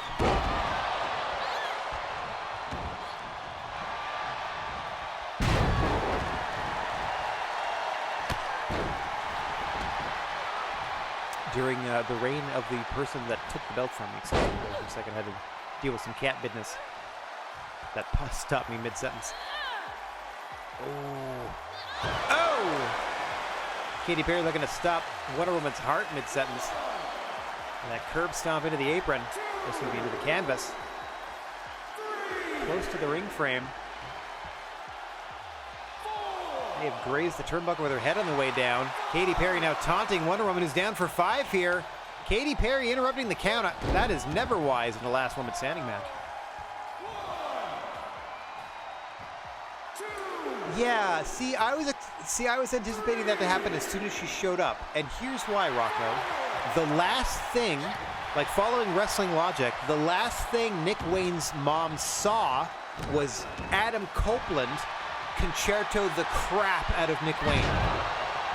So, in that time between Adam Copeland doing that and that matchup happening, Christian Cage absolutely could have been in her ear going like, listen, man, or listen, I say stuff, but look at what he did to your son. I'm trying to be better for your son, da-da-da-da-da. And absolutely swayed her to his side. Like 100% I could see how that happened because of how viciously Copeland assaulted her kid right in front of her. Like, at the time I was like, what are you doing? Like, that's not a really good guy thing to do. But now that she turned on, now that she sided with Christian, that to me is absolute motivation for something Christian could have like talked her into seeing his side of things, being like, see, look at this psychopath. Look at what he did to your kid. I would never do that to Nick. I only want the best for him, etc., etc. So I don't need her involved in the storyline anymore, as far as I'm concerned. Like, let's just transfer it back to just the wrestlers. But I thought it was fine. Like, it made perfect sense to me. Like, especially once Christian will justify it with a promo or something soon. Like, they'll roll with that story. I mean, I'm pretty sure the impetus for it. But again, until they actually comment on it on camera, I'm just guessing. But it made perfectly logical sense to me. That's Wonder Woman with that over-the-top flipping leg drop. Perhaps the death now. No, Katy Perry up at 8. I could not believe that flipping leg drop over the top to the floor that Wonder Woman hit. Thought it had put Katy Perry down and out for the 10, but she's up at 8. And Wonder Woman right back on the attack. Stuffing any comeback attempt from Katy Perry here. Another dominant performance by Wonder Woman, cautioning Katy Perry to just stay down. That it's in her best interest, if she doesn't want to get hurt, to just stay down. And I don't know about you, but I don't know how you could watch a performance like that of Flash Gordon's in the previous match and give anything less than 1,000% in your matchup. As we are up to 8 now, and Katy Perry has not stirred. 9, and that will do it. She heeds Wonder Woman's advice and stays down. Wonder Woman rather handily defends against Katy Perry in your main event at Trebuchet. There, see, it's just stay down. Just stay down. Is that your only highlight? Stay down. Here is the your end. Winner, Wonderful Woodward. All right, Wonder Woman can move on officially, as Katy Perry was unsuccessful in her rematch. Ta-da! Okay, now I'm curious to see what gets auto-booked, and then I'm going to change some stuff up based on what gets auto-booked. I would like to exit and prepare for the next show. Thank you so much. Back out of this. Go to calendar. What? Oh, next week. Next week's going to be fun. Okay, so we're doing 2 shows this week. Episodes, what are we on? 33, 34, I think? But if we take a look at the calendar, so we're doing this today. Next week, we're doing these 2 episodes of Trebuchet. But in between those, I can't not watch the Rumble. It's the friggin' Rumble. Even a video game Rumble. I'm like, yeah, I'll watch the Rumble. Because I don't know who's on Raw and SmackDown. It would be fun to see who shows up. Anyway. Oh, yeah. Yeah, okay, so thank you. Yeah, Rocco, if you want to bring up individual segments, I can comment on those. Thank you so much for helping me. If you just give me like a what did you think of the show overall last night, I'll tell you like it was good. But yeah, I do like how they're setting up more things for MJF after Samoa Joe. I don't even think that necessarily needs the title, MJF Hangman, but man, it would be a really good title feud. So who knows what's going on. Also, I don't need them to necessarily loop him in with the whole devil thing, which I'm very much hoping they resolve at World's End. But yeah, I like that little wrinkle too. Like they're very much layering certain of their wrestlers, have very layered feuds going in. Look, it's been wild to watch that promotion grow from the inside out type of thing. Potential rivalry. What are you talking about? It should be a rival. Hang on. Let me back up a second. My universe. Rivalries. Where is it? It was here, you jerks. It was one of the... Why is Chitara and Thanos? Oh, I guess because technically she took Gandalf's place? Okay, neat. So that rivalry's gone. Well, that's okay. It doesn't actually need to be there. That one doesn't. But I had more. This one can be over anytime. This one's still going. There was a third one. Hang on one second. Let me tab over and see what it was.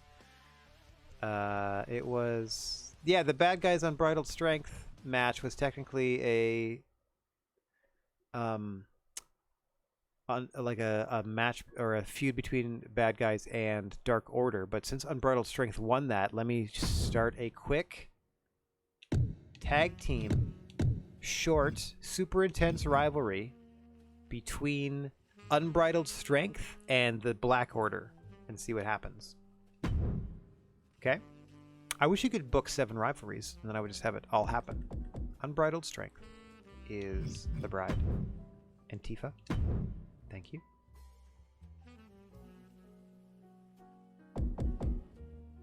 And... Oh, you don't...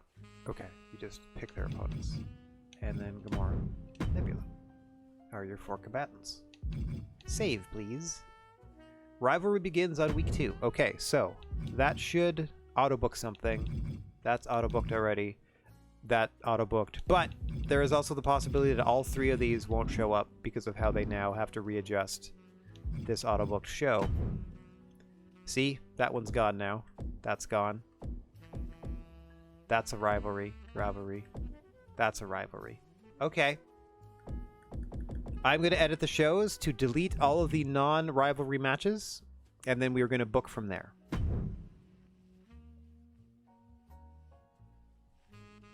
So you get 3, I get the other 4. See, like, this is all weird stuff. Get rid of that.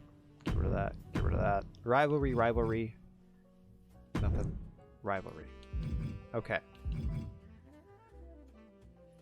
Non-title match at present. I'm going to leave it alone. Non-title match.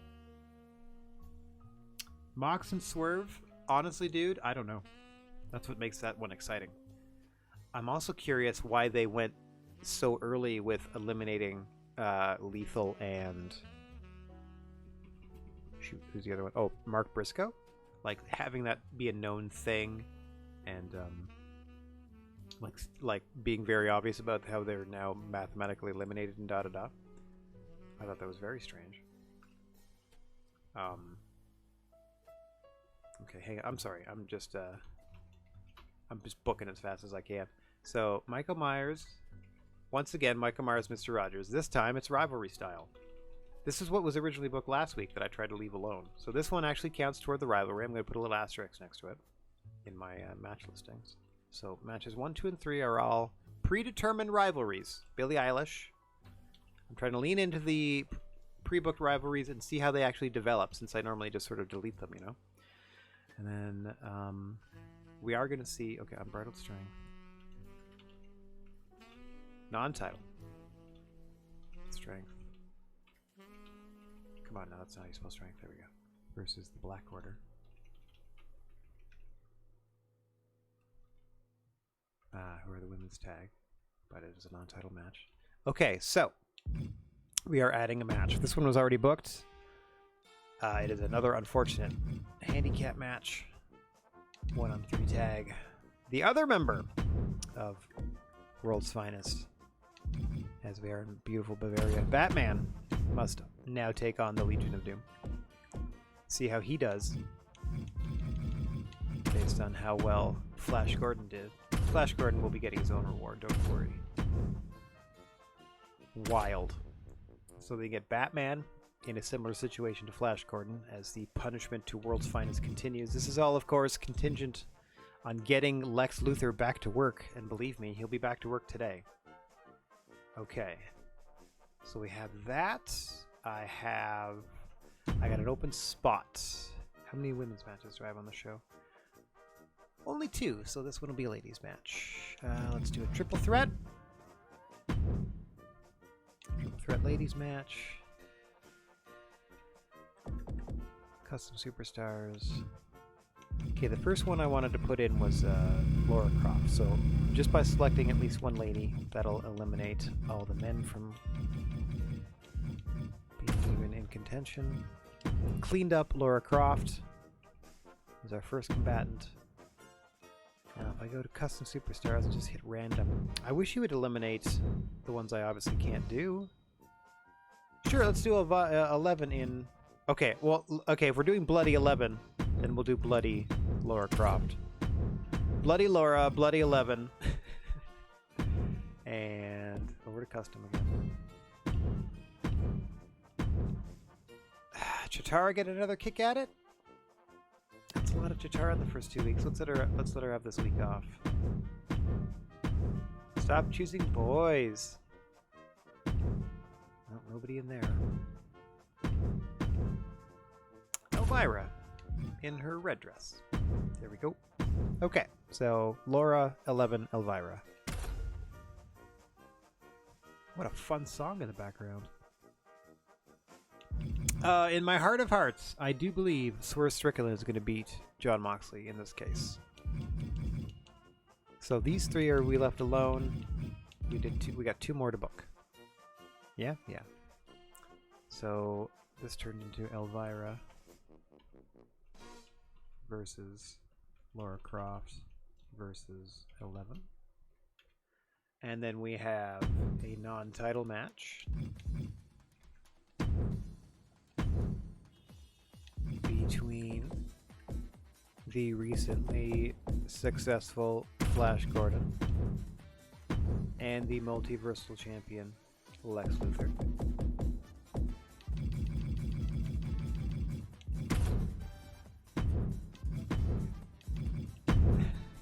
With everybody by his side, because he's a coward. Can I do a run-in on that match, is the reason that I booked it. No. Okay.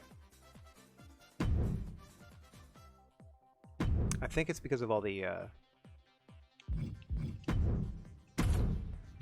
managers, so let's get rid of them. Oh, hang on, that made it player 1. There we go. Okay, the reason I'm gonna spell it out before I do it because I have to book it in front of you. So what I'm gonna do here is have Lex Luthor versus Flash Gordon, non-title match. Andrade's out. Like, they didn't really use him. They haven't really done much with him. He's kind of a, I don't know, like, to me he's a complainer. Like, no matter where I've seen him work, all he does is bitch about how he's not the top guy. So let him go wherever else he can complain about that. Just like I think Miro is not sticking around when his deal's up. Because, again, if he's not the top guy, he doesn't understand what he's doing on the program. As much as I admire his in-ring work and stuff, I think Andrade and Miro are as good as out the door, if not gone already. And I would like... I mean, I wouldn't like it because it's. I think it would be a big loss for AEW, but I would like Dustin Rhodes to get a Legends deal with WWE and get inducted into the Hall of Fame as Goldust. I would like that for him. Okay, can I book this now? Yes, I can.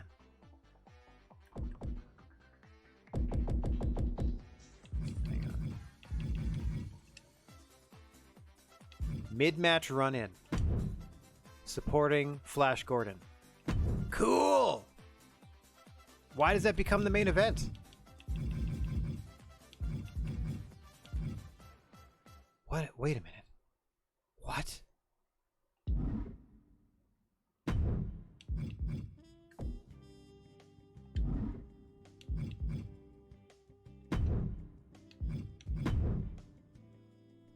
That's so weird.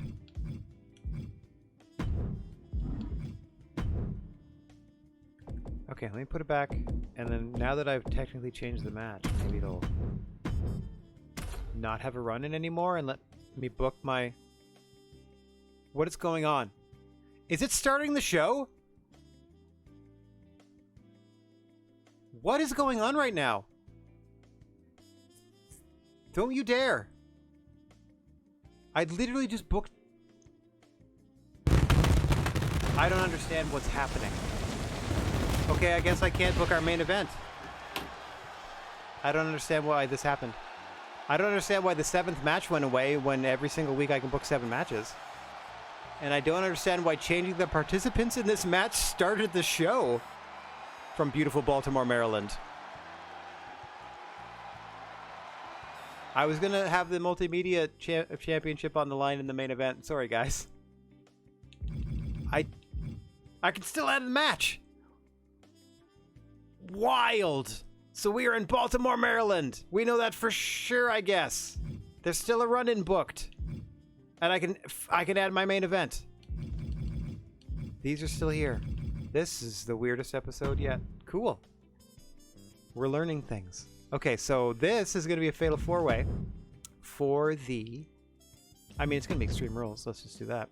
For the Multimedia Championship. So, to start with, I'm going to put the former champion in here because Spawn is enacting his rematch clause in Ghost Spawn, attire number 1.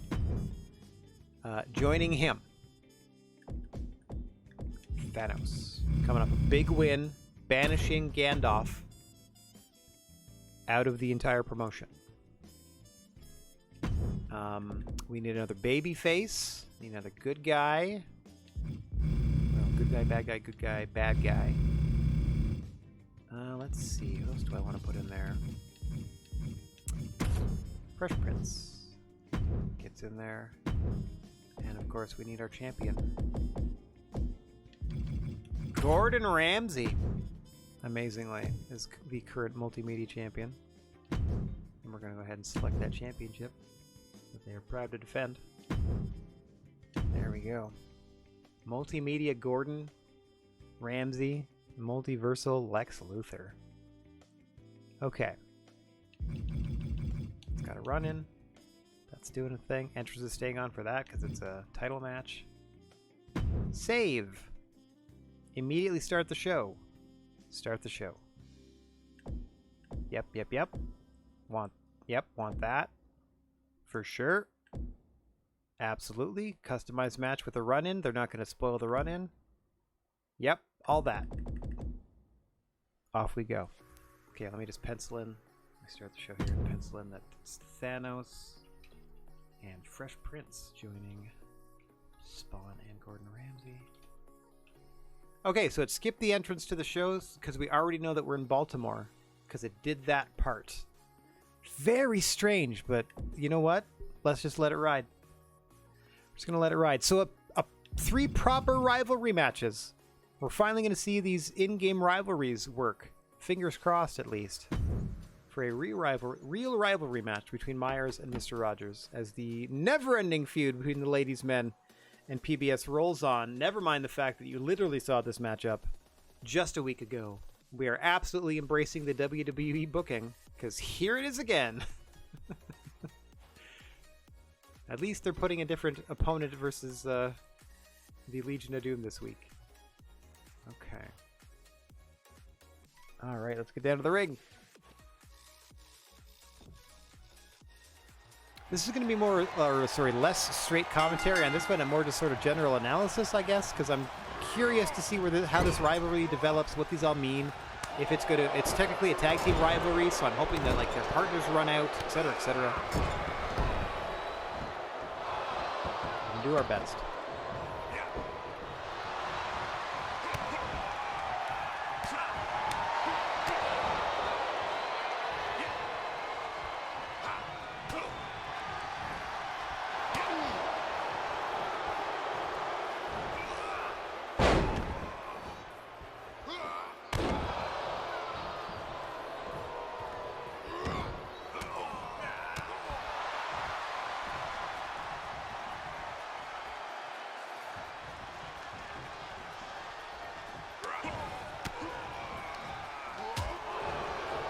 Back and forth these competitors go. Poly apart. Yeah, completely just trying to do the browser window. I can just hear them fighting back and forth.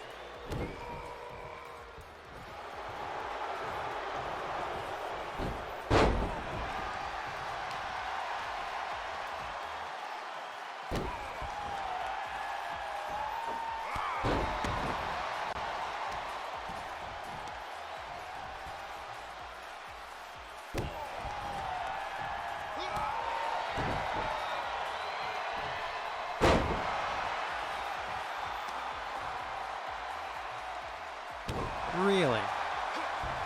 No sign until 2026. Well, he's going to have a heck of a back end of that contract now, because it's not doing too much with him so far. Very slowly. Okay. We'll see how that develops. I certainly hope the best for him. It doesn't seem that he's too enthused to be working for that company, though, based on how many ideas he shot down.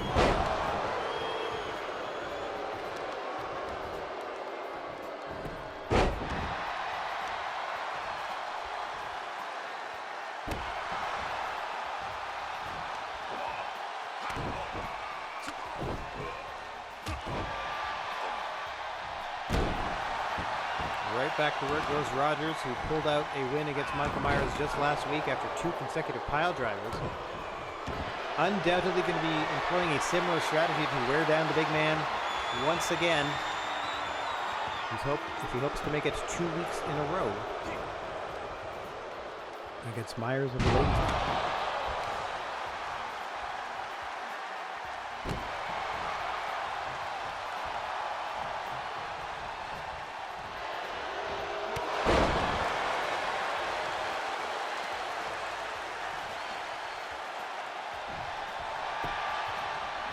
Now into the cover. He's out at a solid 2. Rogers checking his hair. Right back to the fight. Ascending to the top turnbuckle. High risk area for Rogers. Myers. Oh. Didn't quite catch him enough to knock him off the top. Paid for it. Big double axe handle into a camel clutch now by Mr. Rogers. Look at the determined look on the face of Rogers trying to tap out Myers. Mean mugging him in the back of the head.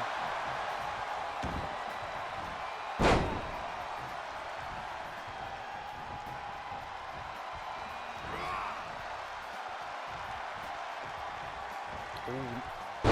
Rogers has absolutely handled Michael Myers so far in this one.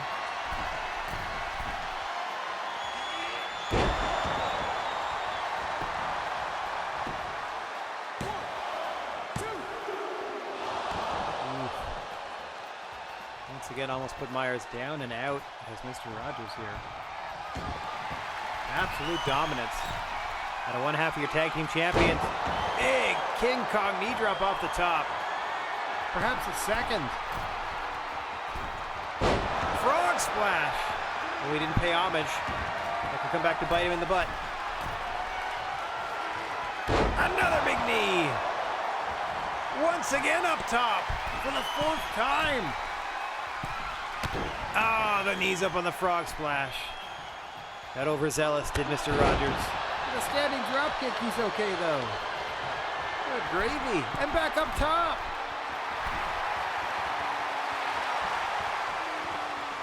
Seconds for Myers to stand. Diving fist drop misses. I don't know why it's a standing move in this game, since he has Jerry Lawler's moveset.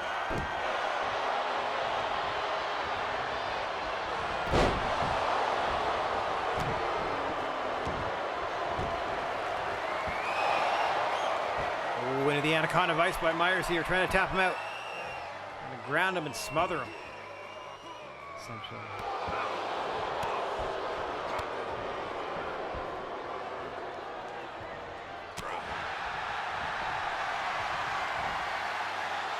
Rogers got him up. Pile driver.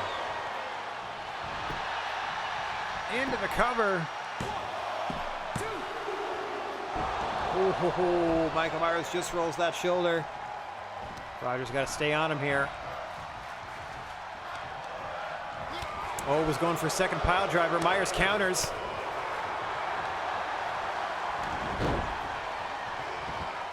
Now it's Rogers with a choke of his own.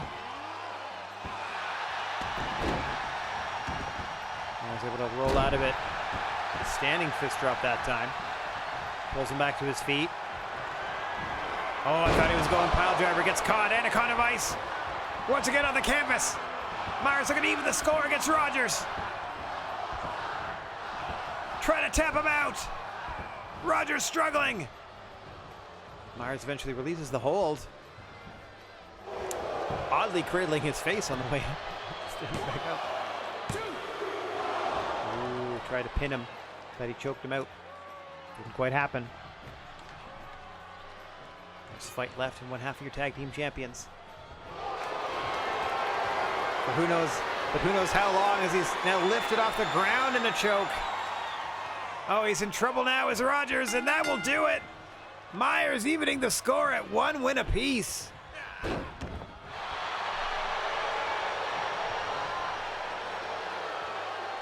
Coming out on top against Mr. Rogers here.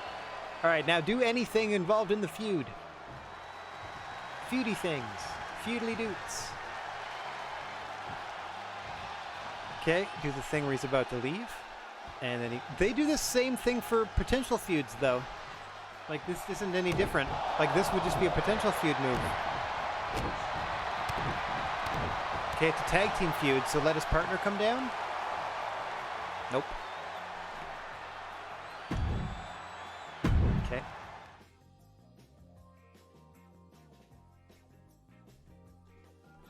Got 2 more kicks at this rivalry match, Can. As we go back to Billie Eilish and Nicki Minaj. Entrance is off. Rivalry on. Let's do it. Just another straight up normal match between the two. Progressing their feud. Spirited contest between the two last week that Billie Eilish came out on top of. As she wore down the arm of Nicki Minaj throughout the duration of the fight. Eventually tapping her out to an arm bar after surviving a handful of DDTs expertly applied by Nicki.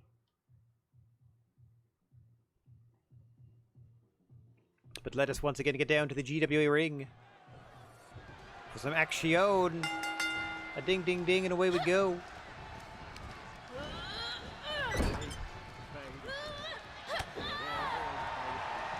Ooh, that one's pretty quiet.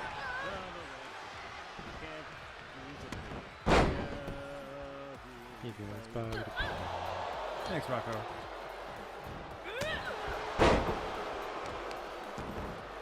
It's very quiet. Check out let me go to my creative dashboard, see if I can turn that up this time. See if it's a overall stream setting or not. Extensions. No extensions. These guys, please.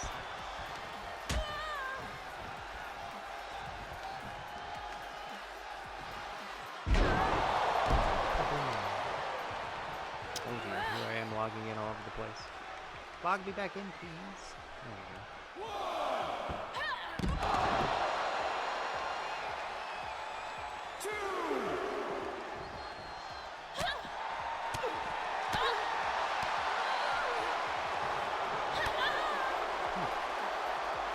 This was my overall volume settings. Nope. Weird. The volume on it is all up. Must be just quiet sound.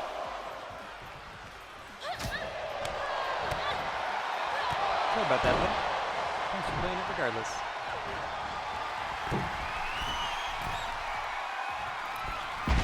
Oh, I thought she overshot her with that elbow drop. Kind of a back elbow there from Eilish. Gonna go for a second one just to make sure. Oh no. Motioning for Minaj to stand. Kind of a tomahawk chop to the base of the skull. Alright, looking to make it 2 weeks in a row on Nicki Minaj for the cover here. 1. Minaj out at a 1 count. Third of the way there.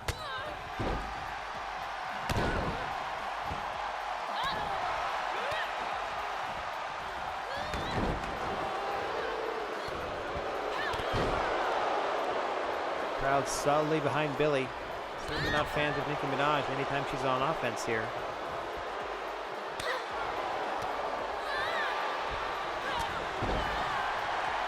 Discus forearm drops Minaj back to the canvas. Right back to work goes Eilish. There's that trailer hitch. As we mentioned before, Eilish is most effective when she isolates a limb.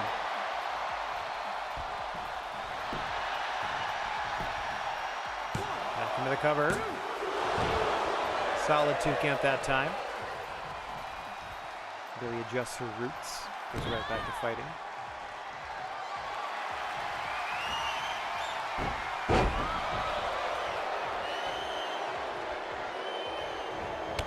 Oh! Nice side kick there by Minaj.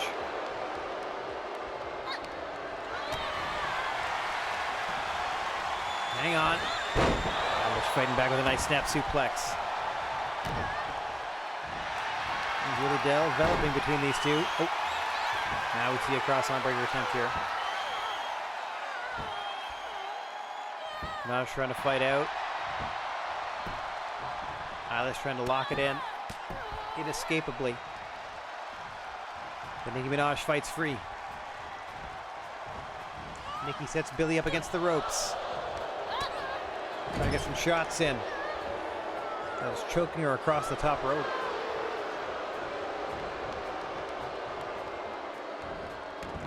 Counters the arm wringer.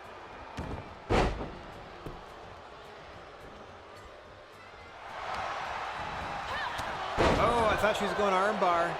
Nicki Minaj turned it into a short arm clothesline before she set her up for the big DDT into the pin. I think she's too close to the ropes here. Much like in their last singles contest against one another. An impactful DDT from Nicki Minaj, but too close to the ropes to capitalize on a pinfall attempt. Now going to try to tap Billie Eilish out with her version of a camel clutch. With that wide base and just grabbing at both sides of Billie's head. Trying to pop her skull off her spine.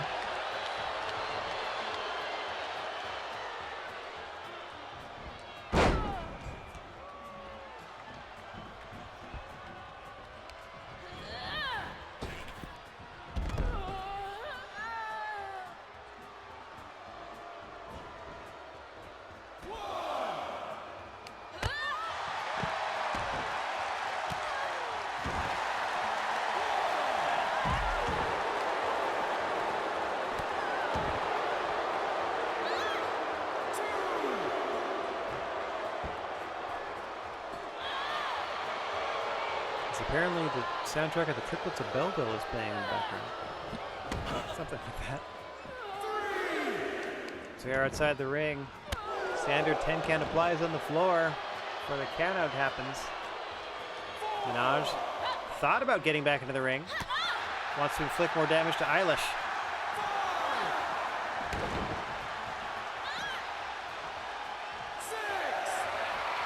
Minaj back into the ring to soak up the adulation of the crowd, perhaps refresh the count. Yep, she's right back out against Eilish once more. Precariously close to those steel steps. Precariously close to those steel steps. Now out near our commentation station where you can see our international commentators.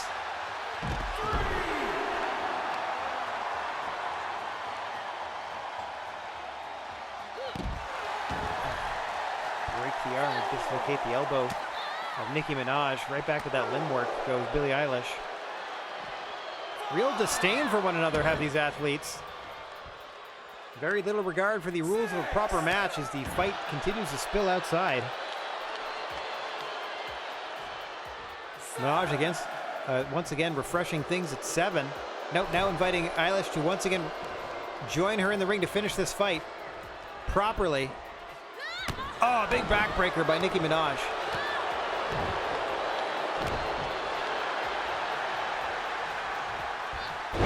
Eilish with the turnaround, go behind, German suplex. Got her back up, right back to the arm.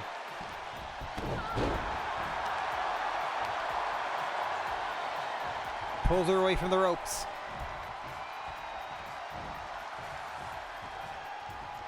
Counter to counter there. Eilish is going for a move. Nicki tried to counter it into a drop toe. Billie Eilish countered the drop toe.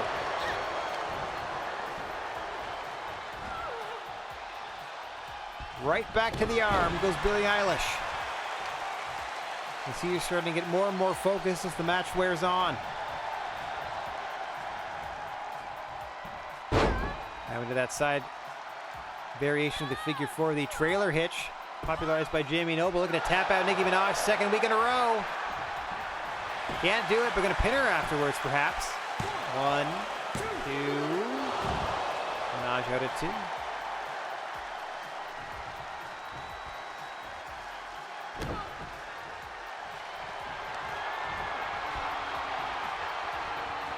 Oh, into a arm trap crossface. Dear Lord. Yeah, that will do it. Not much left for Nicki Minaj after that. 2 weeks in a row, Billie Eilish tapping out Nicki. As this feud, quote unquote, continues. Pretty one-sided thus far.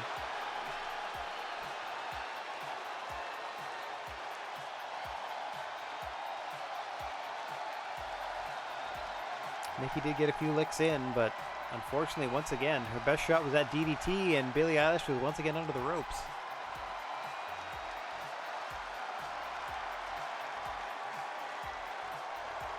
Yeah, that wasn't the move that did it. It was the armbar that followed this. Here is your winner, Billie Eilish. Okay, but nothing happened rivalry-wise. That was a rivalry match, and nothing happened rivalry-wise. 4 stars, somehow. I was hoping for more story. Maybe next week, if we keep it rolling forward. All right, another rivalry on the move. Non-title match. Black Order. Unbridled Strength.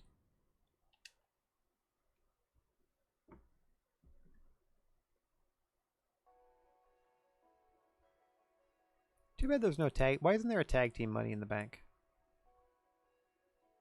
Or why hasn't somebody won Money in the Bank and been like, I'm going to challenge for the tag team goal? Me and my partner.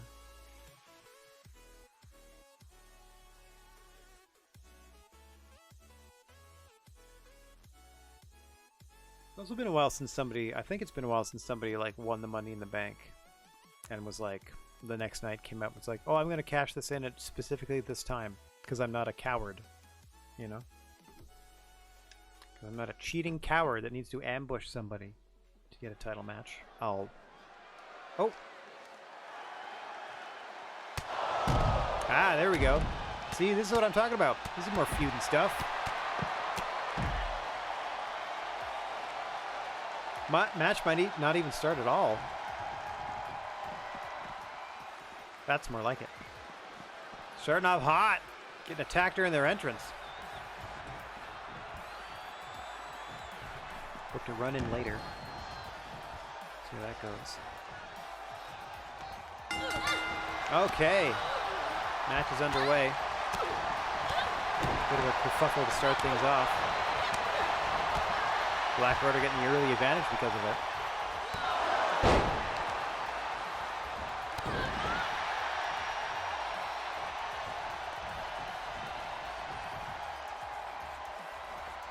Unbridled Strength, thinking they prove themselves in a non-title opportunity here against Black Order. Surely they will be in title contention.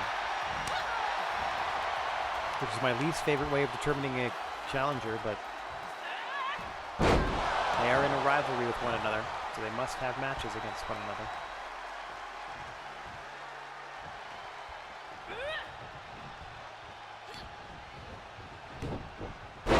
Good gravy. Deadlift German suplex to Tifa Lockhart by one half of the women's tag team champions, Nebula.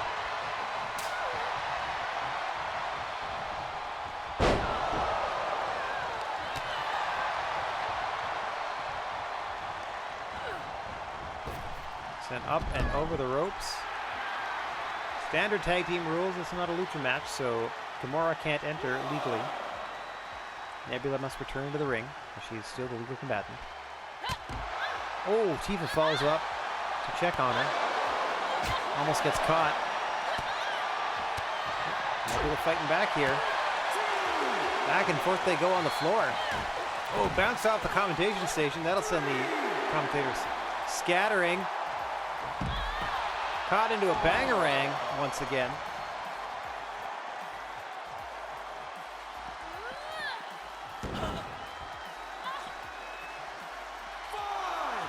It's up to 5 between Tifa and Nebula on the floor here. Things started hot. And we are still on the floor. 7. Back in goes Nebula. Tifa follows her up.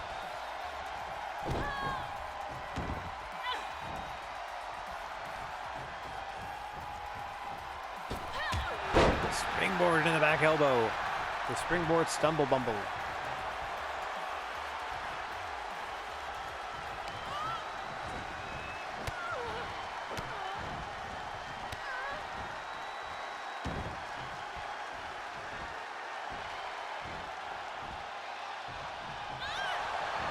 Try to rip off the metal arm.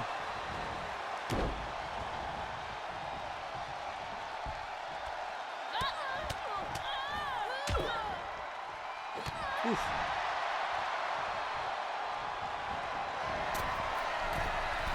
Rad going up top.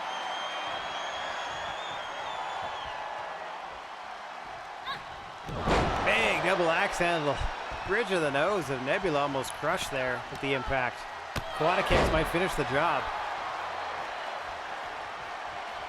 Back here comes Tifa. Headed up top. Oh! Missed that. Nebula rolled out of the way. Somehow Tifa back to her feet immediately. It's sent back to the campus in a hurry with that German suplex. Nebula a bit of frustration showing, just wailing away in the back of Tifa Lockhart. Oh, and then just stands there to get her face kicked off.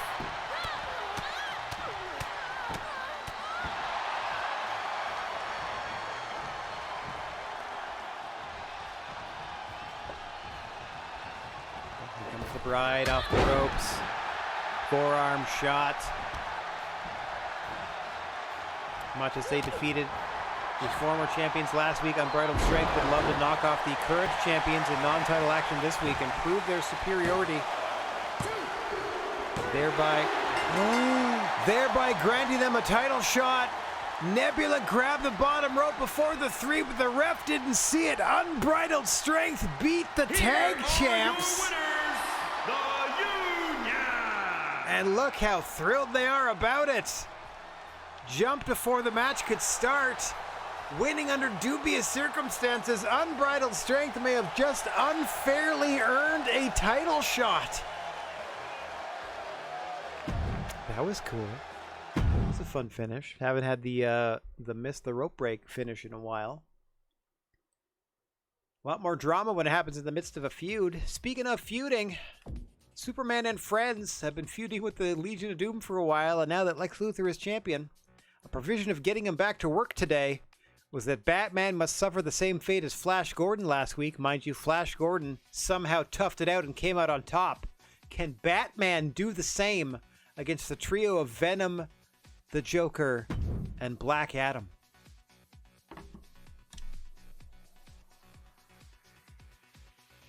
I did not anticipate the last match, or the match between Flash Gordon and these three gentlemen, going the way that it did. So I had already I'd already penciled in both of these contests before we started. In lieu, or in light of Flash Gordon winning, he gets a non-title match with Lex Luthor later, like in this show. So this one continues. I feel like that's an okay adjustment to add Flash Gordon, because that actually helps push the whole storyline forward. But we'll see. We'll see what Batman can do. And what happens should he not do as well, you know? Should Batman fail where Flash Gordon succeeded? I wouldn't put it, you know what I mean? I wouldn't hold it against him. Nearly insurmountable odds.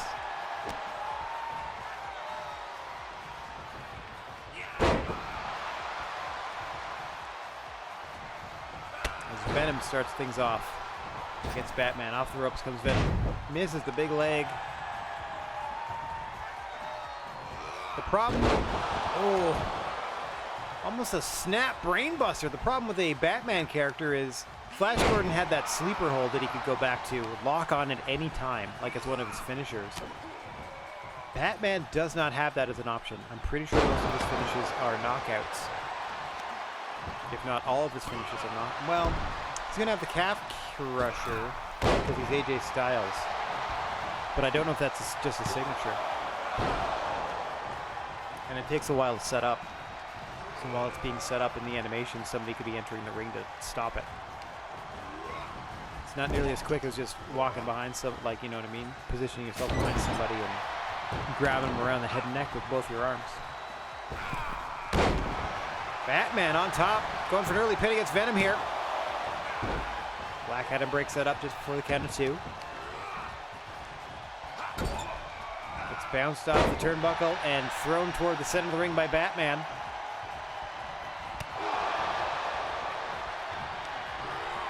Up and over goes Adam. Batman turns his attention back to Venom here. Up on the shoulders. Where are we going? Burning hammer! And Batman ascends to the top turnbuckle. Venom could be out. Good Lord! I don't know what to call that.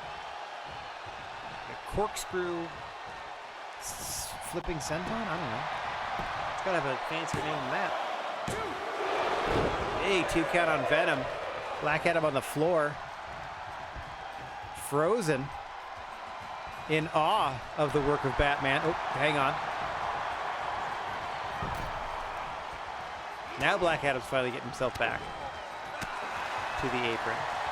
As Venom counters out of that hold attempts. Oof. Tosses Batman with a German suplex. Venom scoops him up. Hooks both legs. Dude Buster.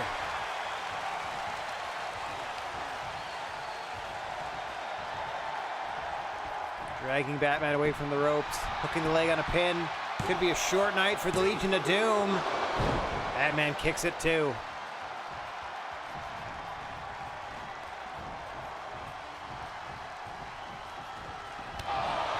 Batman v Joker, a tale as old as time, and it seems to have fired Batman up just seeing his old rival across the ring. Scoops him up. Joker fights out, however. Inverted DDT on the Cape Crusader. Not quite caped at the moment. Don't want people tripping on him during these matches, so you ban capes. Unless you get attacked during your entrance, I guess. Then you have to keep them on.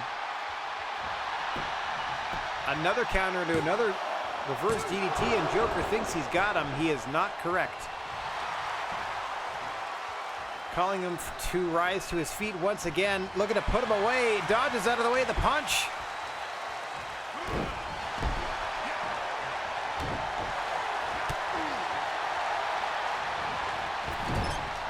Now deposited into the corner of the Legion of Doom. Absolutely more wary of what a single opponent can do against 3 members of the opposition after their encounter with Flash Gordon last week.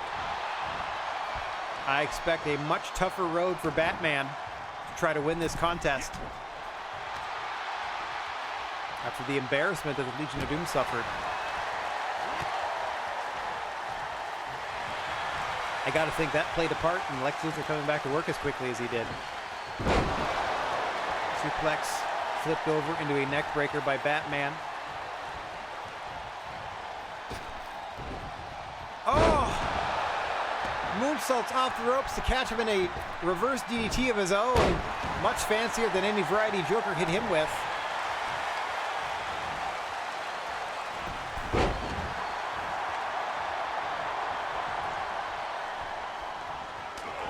The moment Batman begins to string a couple of moves together, he's cut off, he's interrupted, and he has to contend with 3 members of the Legion of Doom. Hang on. What's going on here? Oh! Shades of Chaz on that variation of the Burning Hammer that he just got put down with. 2. Batman out at 2 again. Back in comes Black Adam. Batman hasn't moved.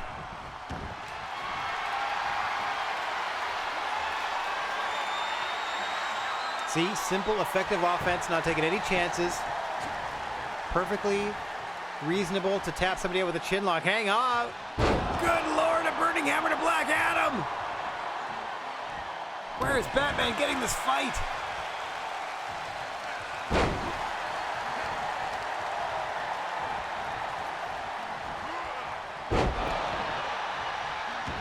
Goes once again. Tag out to Joker. Batman has spent a lot of the last few minutes on the canvas. Oh, interesting arm whip there. Nice counter by Batman. Wrong part of town, however. Springing forearm out of the corner to the Joker. Batman just trying to bust open his opponent here. Those shots to the forehead. Can literally drain the lifeblood of his opponents. Will certainly affect their fighting capacity. It seemed to help Flash Gordon in the last matchup. Mind you, everybody was busted open by the end of that contest.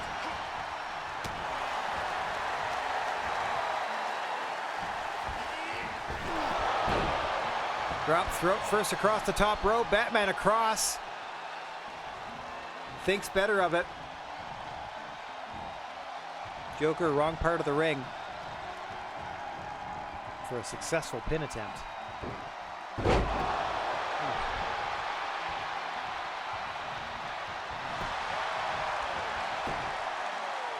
Tries it with after the neck breaker. Needs to adjust the cape and the cowl afterwards. Now he's going to wait for Joker to stand. All the way across the ring with his phenomenal forearm attempt. Joker too far. Batman needs to re-enter the ring. Joker clotheslines him over the ropes. Tag into Black Adam. A rare misstep by Batman. And in comes Black Adam fairly fresh. At least fresher than Joker. A relative term that will get all the more laughable as this match continues. Interesting counter there as Black Adam essentially just stepped over the offensive attempt by Batman. Oh, Pele kick! Top of the head of Black Adam. Batman once again prepping for a phenomenal forearm here. The Batarang! Into the cover! One! And a rope break at one, and the ref definitely saw that one. Venom steps back over the ropes. He was coming in to help Black Adam, didn't need to.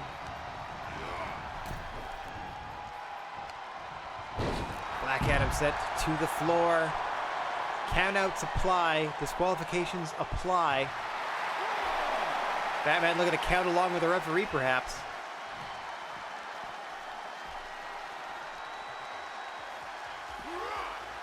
Oh!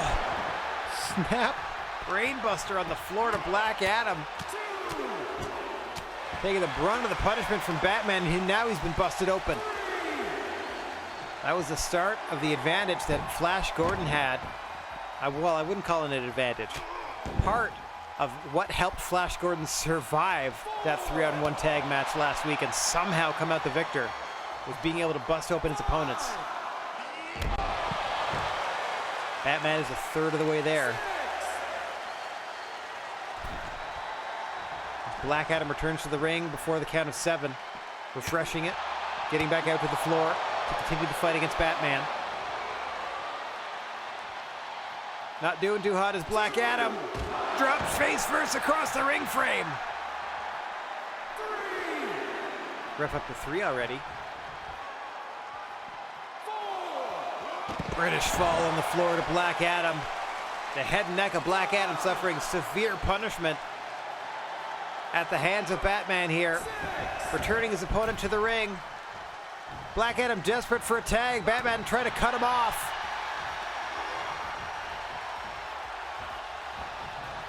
Another neck breaker. Pulls Black Adam back to his feet. Batman gotta be thinking knockout shot as fast as he can here. Able to counter. Another British fall. More damage to the head and neck of Black Adam.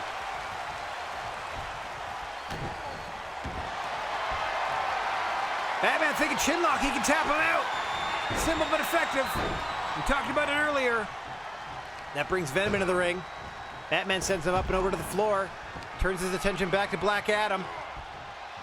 That's going to neutralize Venom for a moment or two. Another neck breaker.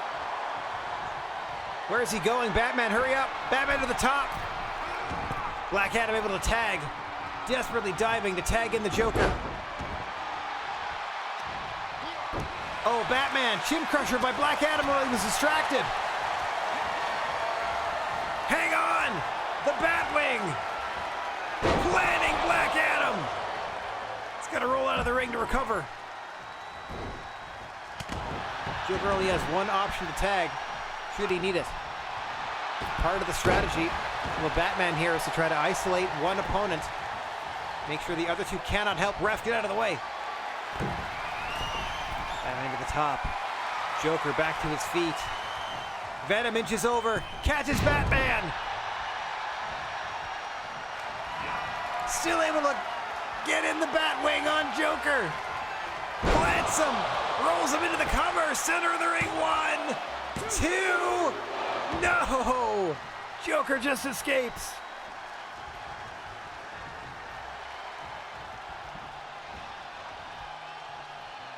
Batman set up with the forearm once again. Plants him. Venom for the save before 2. Black Adam finally back to his feet. Venom to the floor. Into the calf crusher. Gonna try to tap him out. Black Adam in, but he can't make the save, and that is it. Batman tapped out the Joker. Oh, the Legion of Doom with egg on their face 2 weeks in a row. In 3-on-1 handicap matches, the Legion of Doom are 0-2. Who would have ever thought?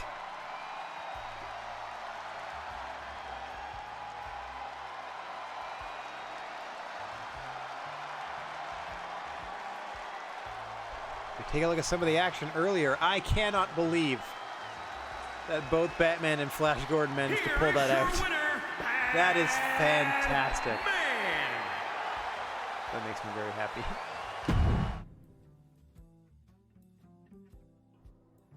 Well, Lex Luthor got to be fuming in his locker room, as he has precious little time to prepare for his one-on-one matchup with Flash Gordon later in this broadcast.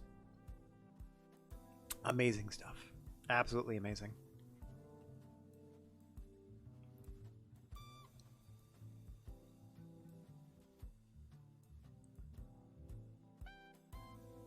As we now have triple threat activity in the women's division.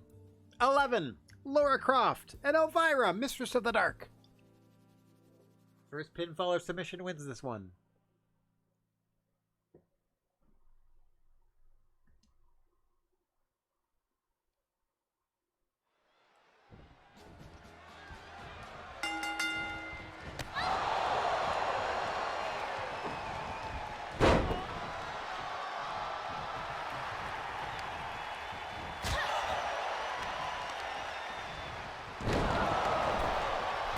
Looking to soak up the adulation of the crowd in the early going here, taking her eye off both of her opponents. That cost her.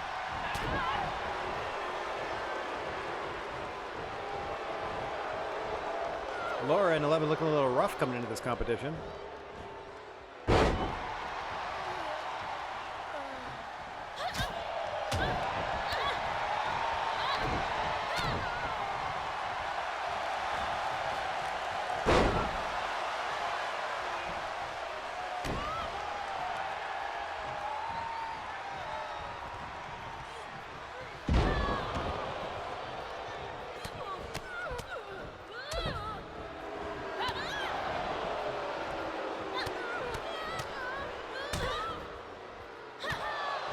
Elvira's starting to play to the crowd for a bit.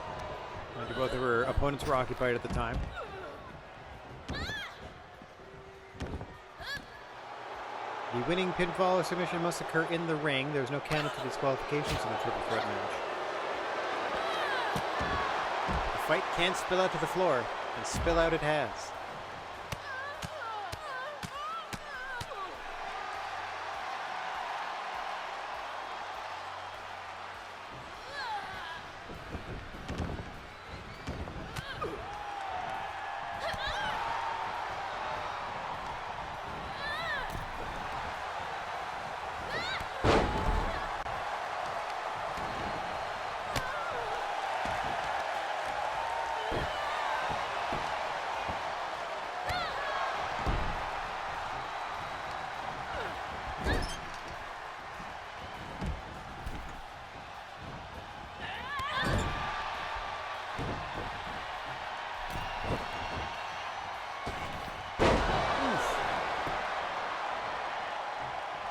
Violently out of the corner is Elvira drawn. 11 looking to bounce off the ropes. Big splash.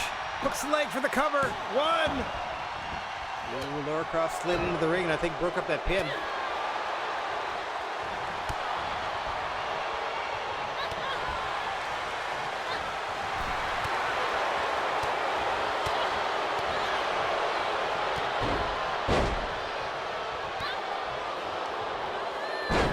contendership wide open in the women's division now that Katy Perry was unsuccessful in her bid to dethrone Wonder Woman. So all of these women would love their chance to become a world's champion. That starts with the win here tonight. Attracting the attention of the officials. Racking up an impressive series of victories. Proving yourself as worthy of a title shot.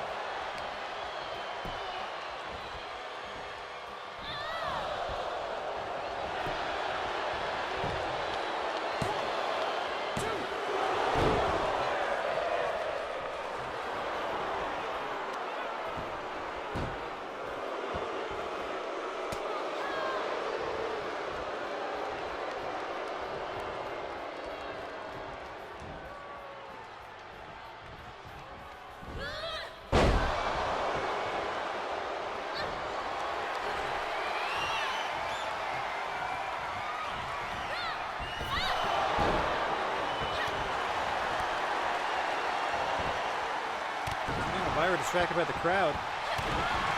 Going to pick the bones as Laura must roll out of the ring.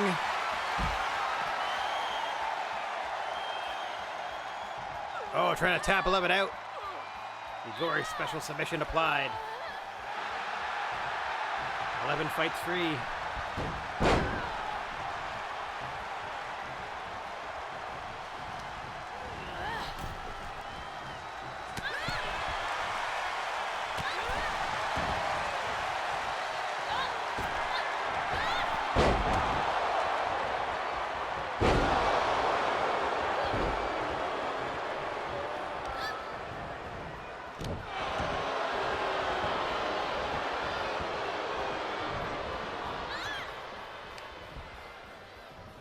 Fast and furious in this one.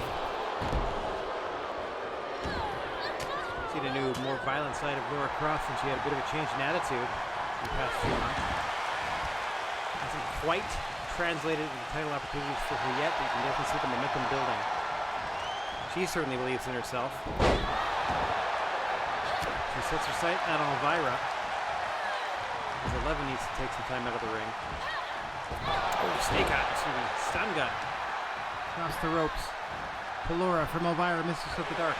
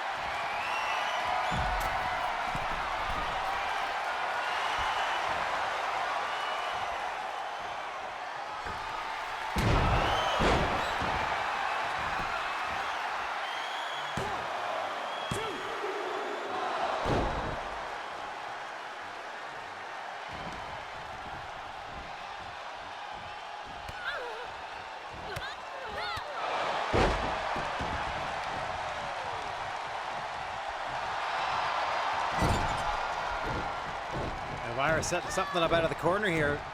Really looks like she just stomped on her feet to get the attention of her opponent. Didn't work out for her as here comes 11. Oh, rolled out of the way. Oh! What a kick to the face of 11. Right in the jaw.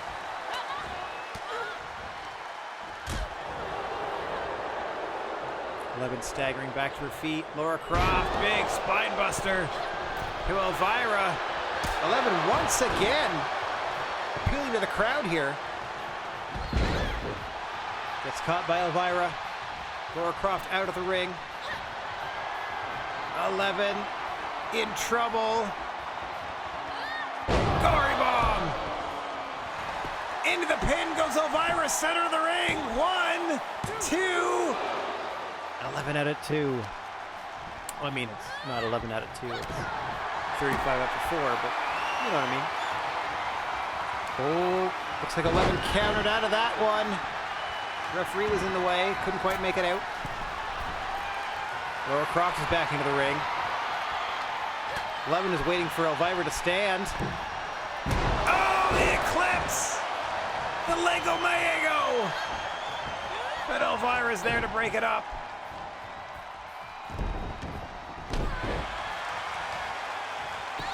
Elvira, pin Laura. She's out of it.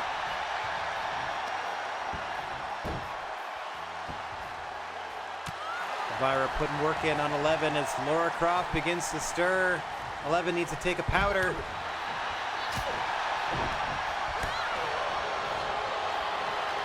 Hang on. Laura Croft. Elevator! 1, 2. Oh, Elvira gets out.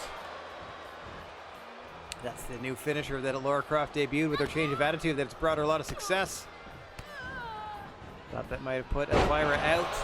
Laura Croft frustrated that it didn't. As 11 begins to stir. Back into the ring once again.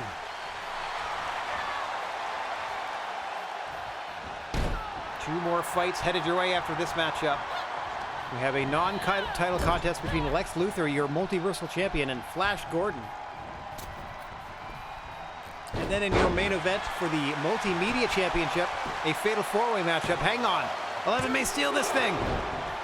Elvira out at 2. Your main event is a fatal four-way matchup as Spawn, Thanos, and the Fresh Prince try to wrest the Multimedia title from Gordon Ramsay. And the last chancery is applied. Oh, Laura Croft had to break that up. Or 11 was about to win.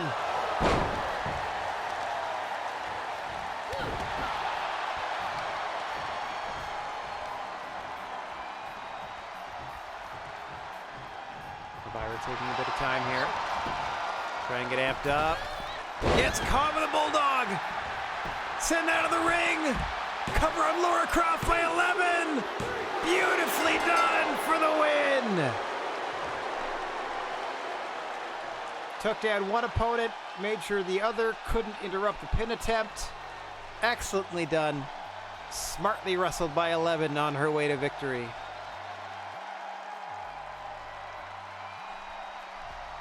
We saw the Lego Maego earlier. Some very efficient strikes. Here is your winner, Elgin. Elgin. Sure. Okay, now I'm very curious how this one's going to go. Because I booked a run-in in this matchup. In the middle of the matchup.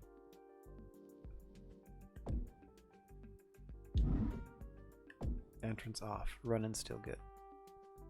Off we go. So, this is our multiversal champion, Lex Luthor. Furious that the Legion of Doom lost to Flash Gordon. I can't imagine what he's feeling now that they also lost to Batman. But he's going to take out his frustrations in a non-title match against Flash Gordon. At some point, I booked Superman to show up and run in. So, we'll see how that plays out.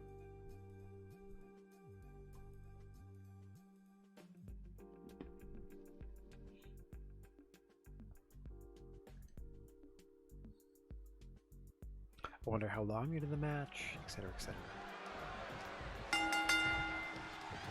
Here we go. Your multiversal champion Lex Luthor in his Kryptonian battle armor. Flash Gordon in his black and red attire. Just 1 week removed from that absolutely courageous victory against the Legion of Doom, and what a war it was. You had to imagine that perhaps that played a factor into Batman's being able to defeat them this week, as he did not have to face them.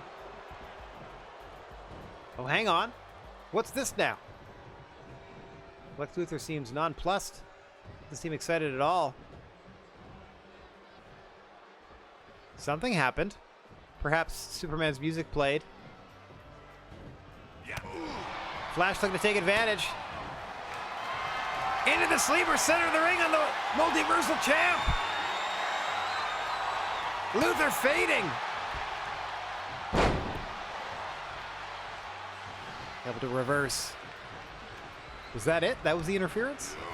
It was a music, they played a music cue that I don't listen to because I have streaming mode on, so it doesn't play the music.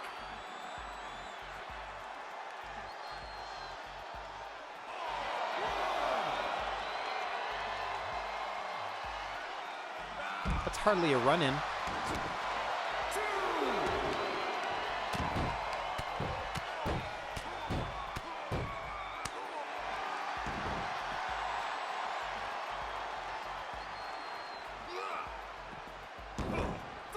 Ref being real generous with these counts outside the ring.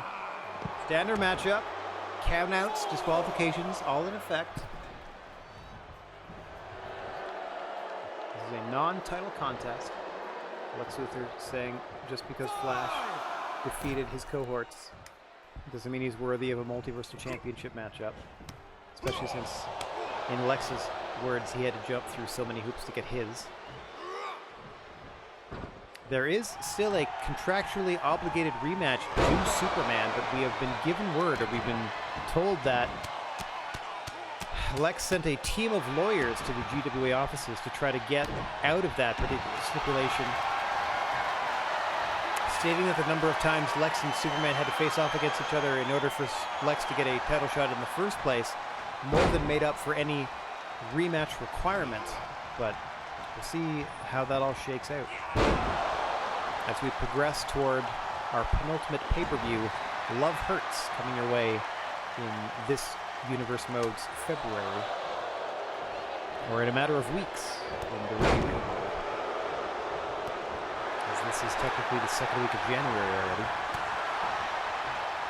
I can't believe that was the only run-in the middle of the match, as they technically played Superman's music, I guess. And that was the run-in. So just imagine that they're like fighting, and then then they hear from the back.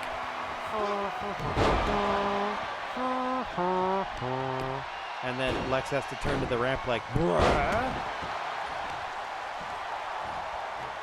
That's not a real run-in.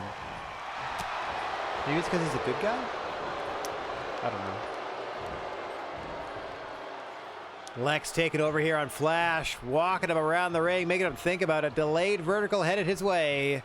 About to be planted by the Multiversal Champion. And planted he is. Flash Gordon last week beat the odds 3-on-1.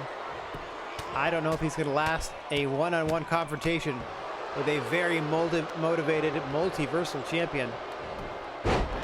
Top of the heap when it comes to the gnarly wrestling aisle. At present, Lex Luthor in there. Certainly doesn't want to lose, non-title or not, to someone like Flash, though you'd think because the title isn't on the line, Lex wouldn't feel too badly about tapping out to get the match over with. He certainly doesn't need the prize money. Oh, hang on! Catches Flash in a pedigree! Center of the ring! Hook that leg! 1, 2! Oh, Flash out at 2. There's that now trademark resilience being shown by Flash Gordon. Spinebuster! Oh, Lex is going for another pedigree in short order here. No, Flash counters! Spins him around into the sleeper! Trying to tap Lex out! Got Lex in trouble! He's gonna do it! No! Hold broken. Lex is out though. Flash desperate to drag his body to the center of the ring. Rolls him into the cover. 2!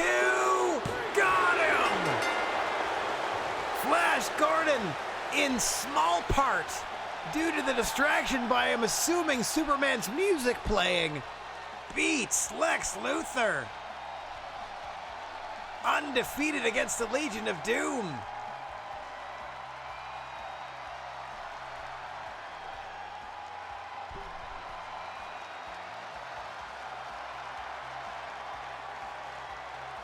What a matchup. What a run for Flash Gordon coming out of the pay-per-view. All 4 members of the Legion of Doom defeated in 2 weeks.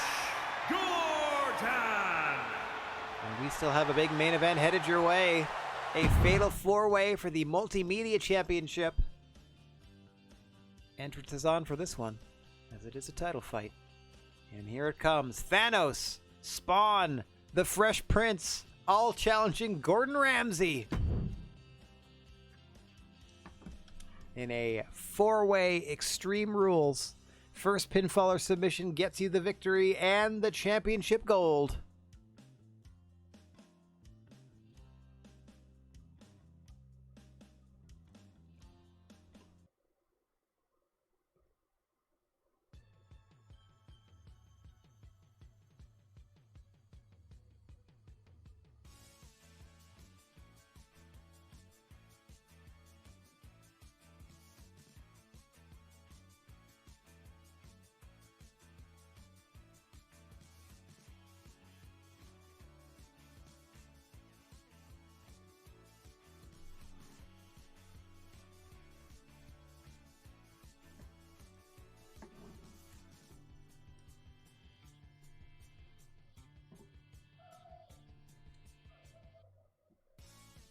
Okay.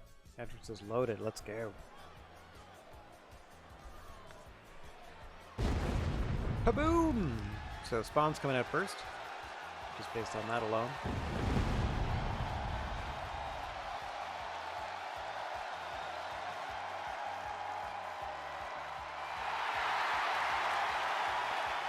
Former multimedia champion. This is his one contractually stipulated rematch.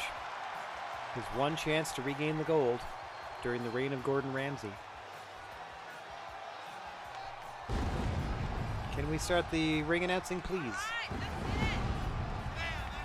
The following contest is a Fatal 4-Way Extreme Rules match and is for the Super Hardcore Internet Television Championship.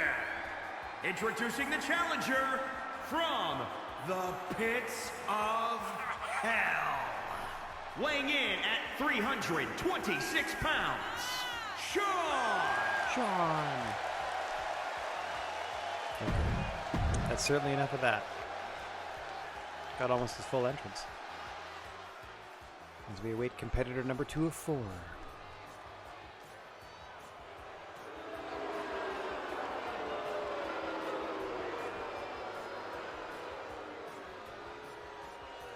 And introducing the challenger, representing the Blue Bloods, from New York, weighing in at 402 pounds, Hannah Noah S.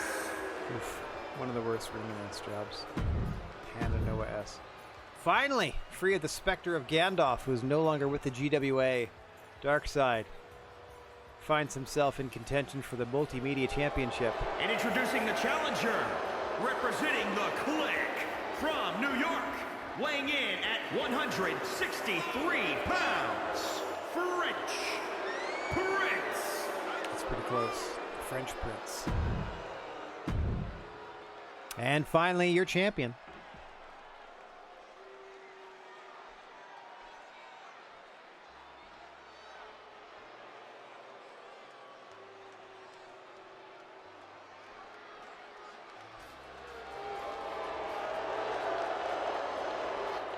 And introducing the champion, representing the Trailblazers, from England, weighing in at 212 pounds. He is the Super Hardcore Internet Television Champion, Gordon Ramsay.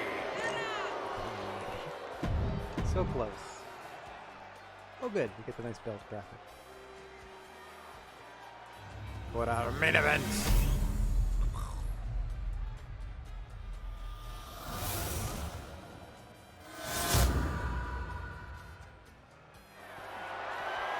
There you see the beautiful Multimedia Championship up for grabs in this Extreme Rules Fatal 4-Way. The match was already noticed disqualification and no count out, but since it's an Extreme Rules match, now weapon usage is not only allowed, it's encouraged. You see the two monsters in this one, Spawn and Thanos, dwarfing the other competitors, Fresh Prince and the champion Gordon Ramsay. Ramsay surviving what I believe is a survival of the six-pack challenge match. Yeah, leader of the six-pack challenge for the Multimedia Championship. Unseating Spawn, but also defeating in that match Jean-Claude Van Damme, Dennis Reynolds, Johnny Lawrence, and Deadpool. No small feat for Gordon Ramsay. Come out on top in that six-way elimination matchup.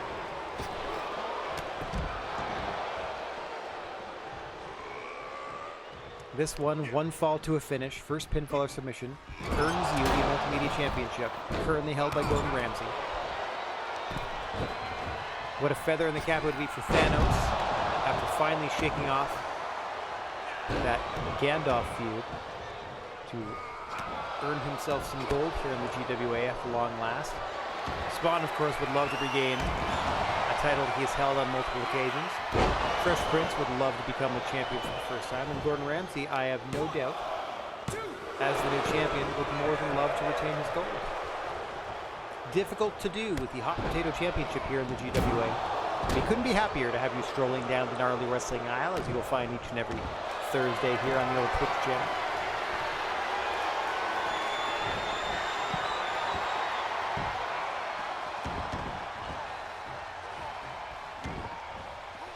speaking of wrestling on Twitch, Mystery Wrestling 5 is going to be at 7 p.m. Eastern Time this evening. If you happen to be following Player Uno's Twitch channel, that's Player Uno of AEW Infamy. Runs a promotion out of, I don't know if it's out of AML, Gatmel, somewhere. An undisclosed location, so card unknown prior to the event starting, but always a good time. I can tell you Eddie Kingston will be on the show. I can tell you Excalibur will be calling the matches with Player Uno, and Bryce Renfrew will be refereeing.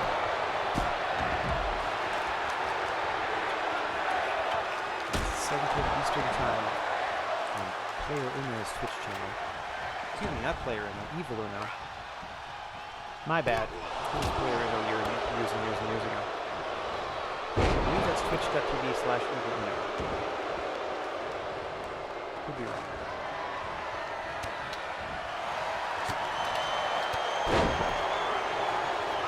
Rolling Germans in the ring. Okay, hang on.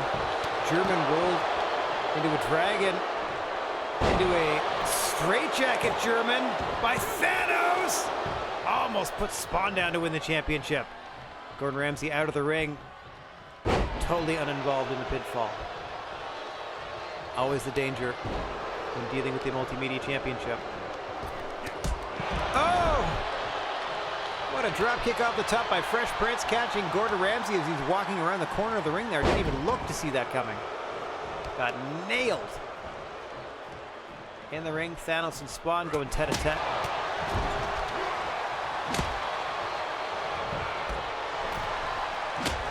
Two larger, more powerful athletes in this one, trying to eliminate the other. Center of the ring. Oh, suplex by Spawn.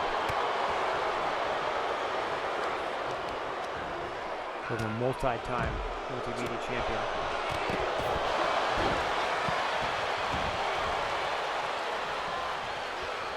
For a 3-time champion, in fact.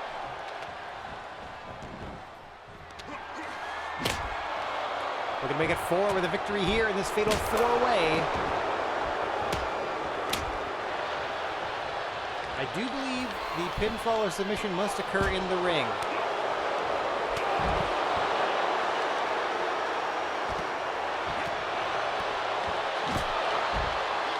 As the ref stands proud. Center of the canvas.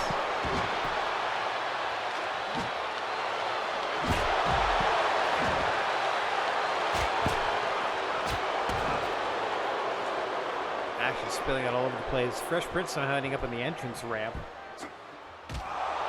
Gordon Ramsay sneaking in there to steal the sledgehammer from that side of the ring. Oh, into the gut. No, drop toe hold by Fresh Prince.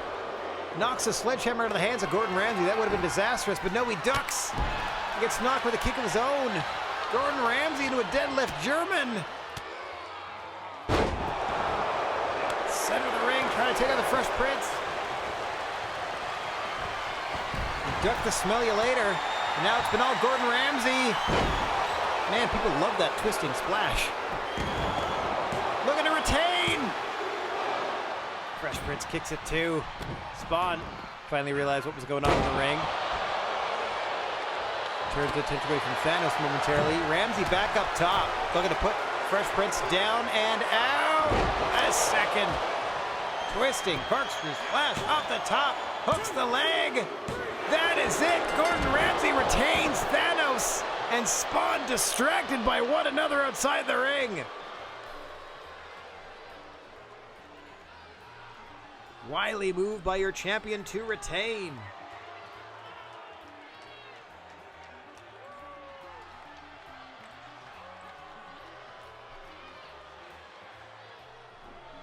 We take a look at some of the hot and heavy action in this one. There it is. That was that combination of moves at the end that put Here is your winner, and Fresh Prince down and out. Super Hardcore Internet Television Champion, Gordon Ramsay. Your winner and still champion, Gordon Ramsay. And that will do it. That will do it for this week's exciting weeks of this week's episodes of Trebuchet. Wonderful stuff. Yes, I would like to exit as I advance the calendar to the next show. Okay. We're here right now. We need to be here. Let's go there.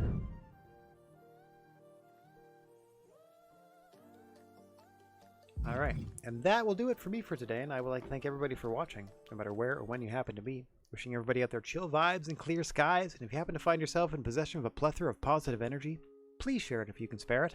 And don't forget about your old pal, the Silent G, Rad Gnarly, saying so long for now.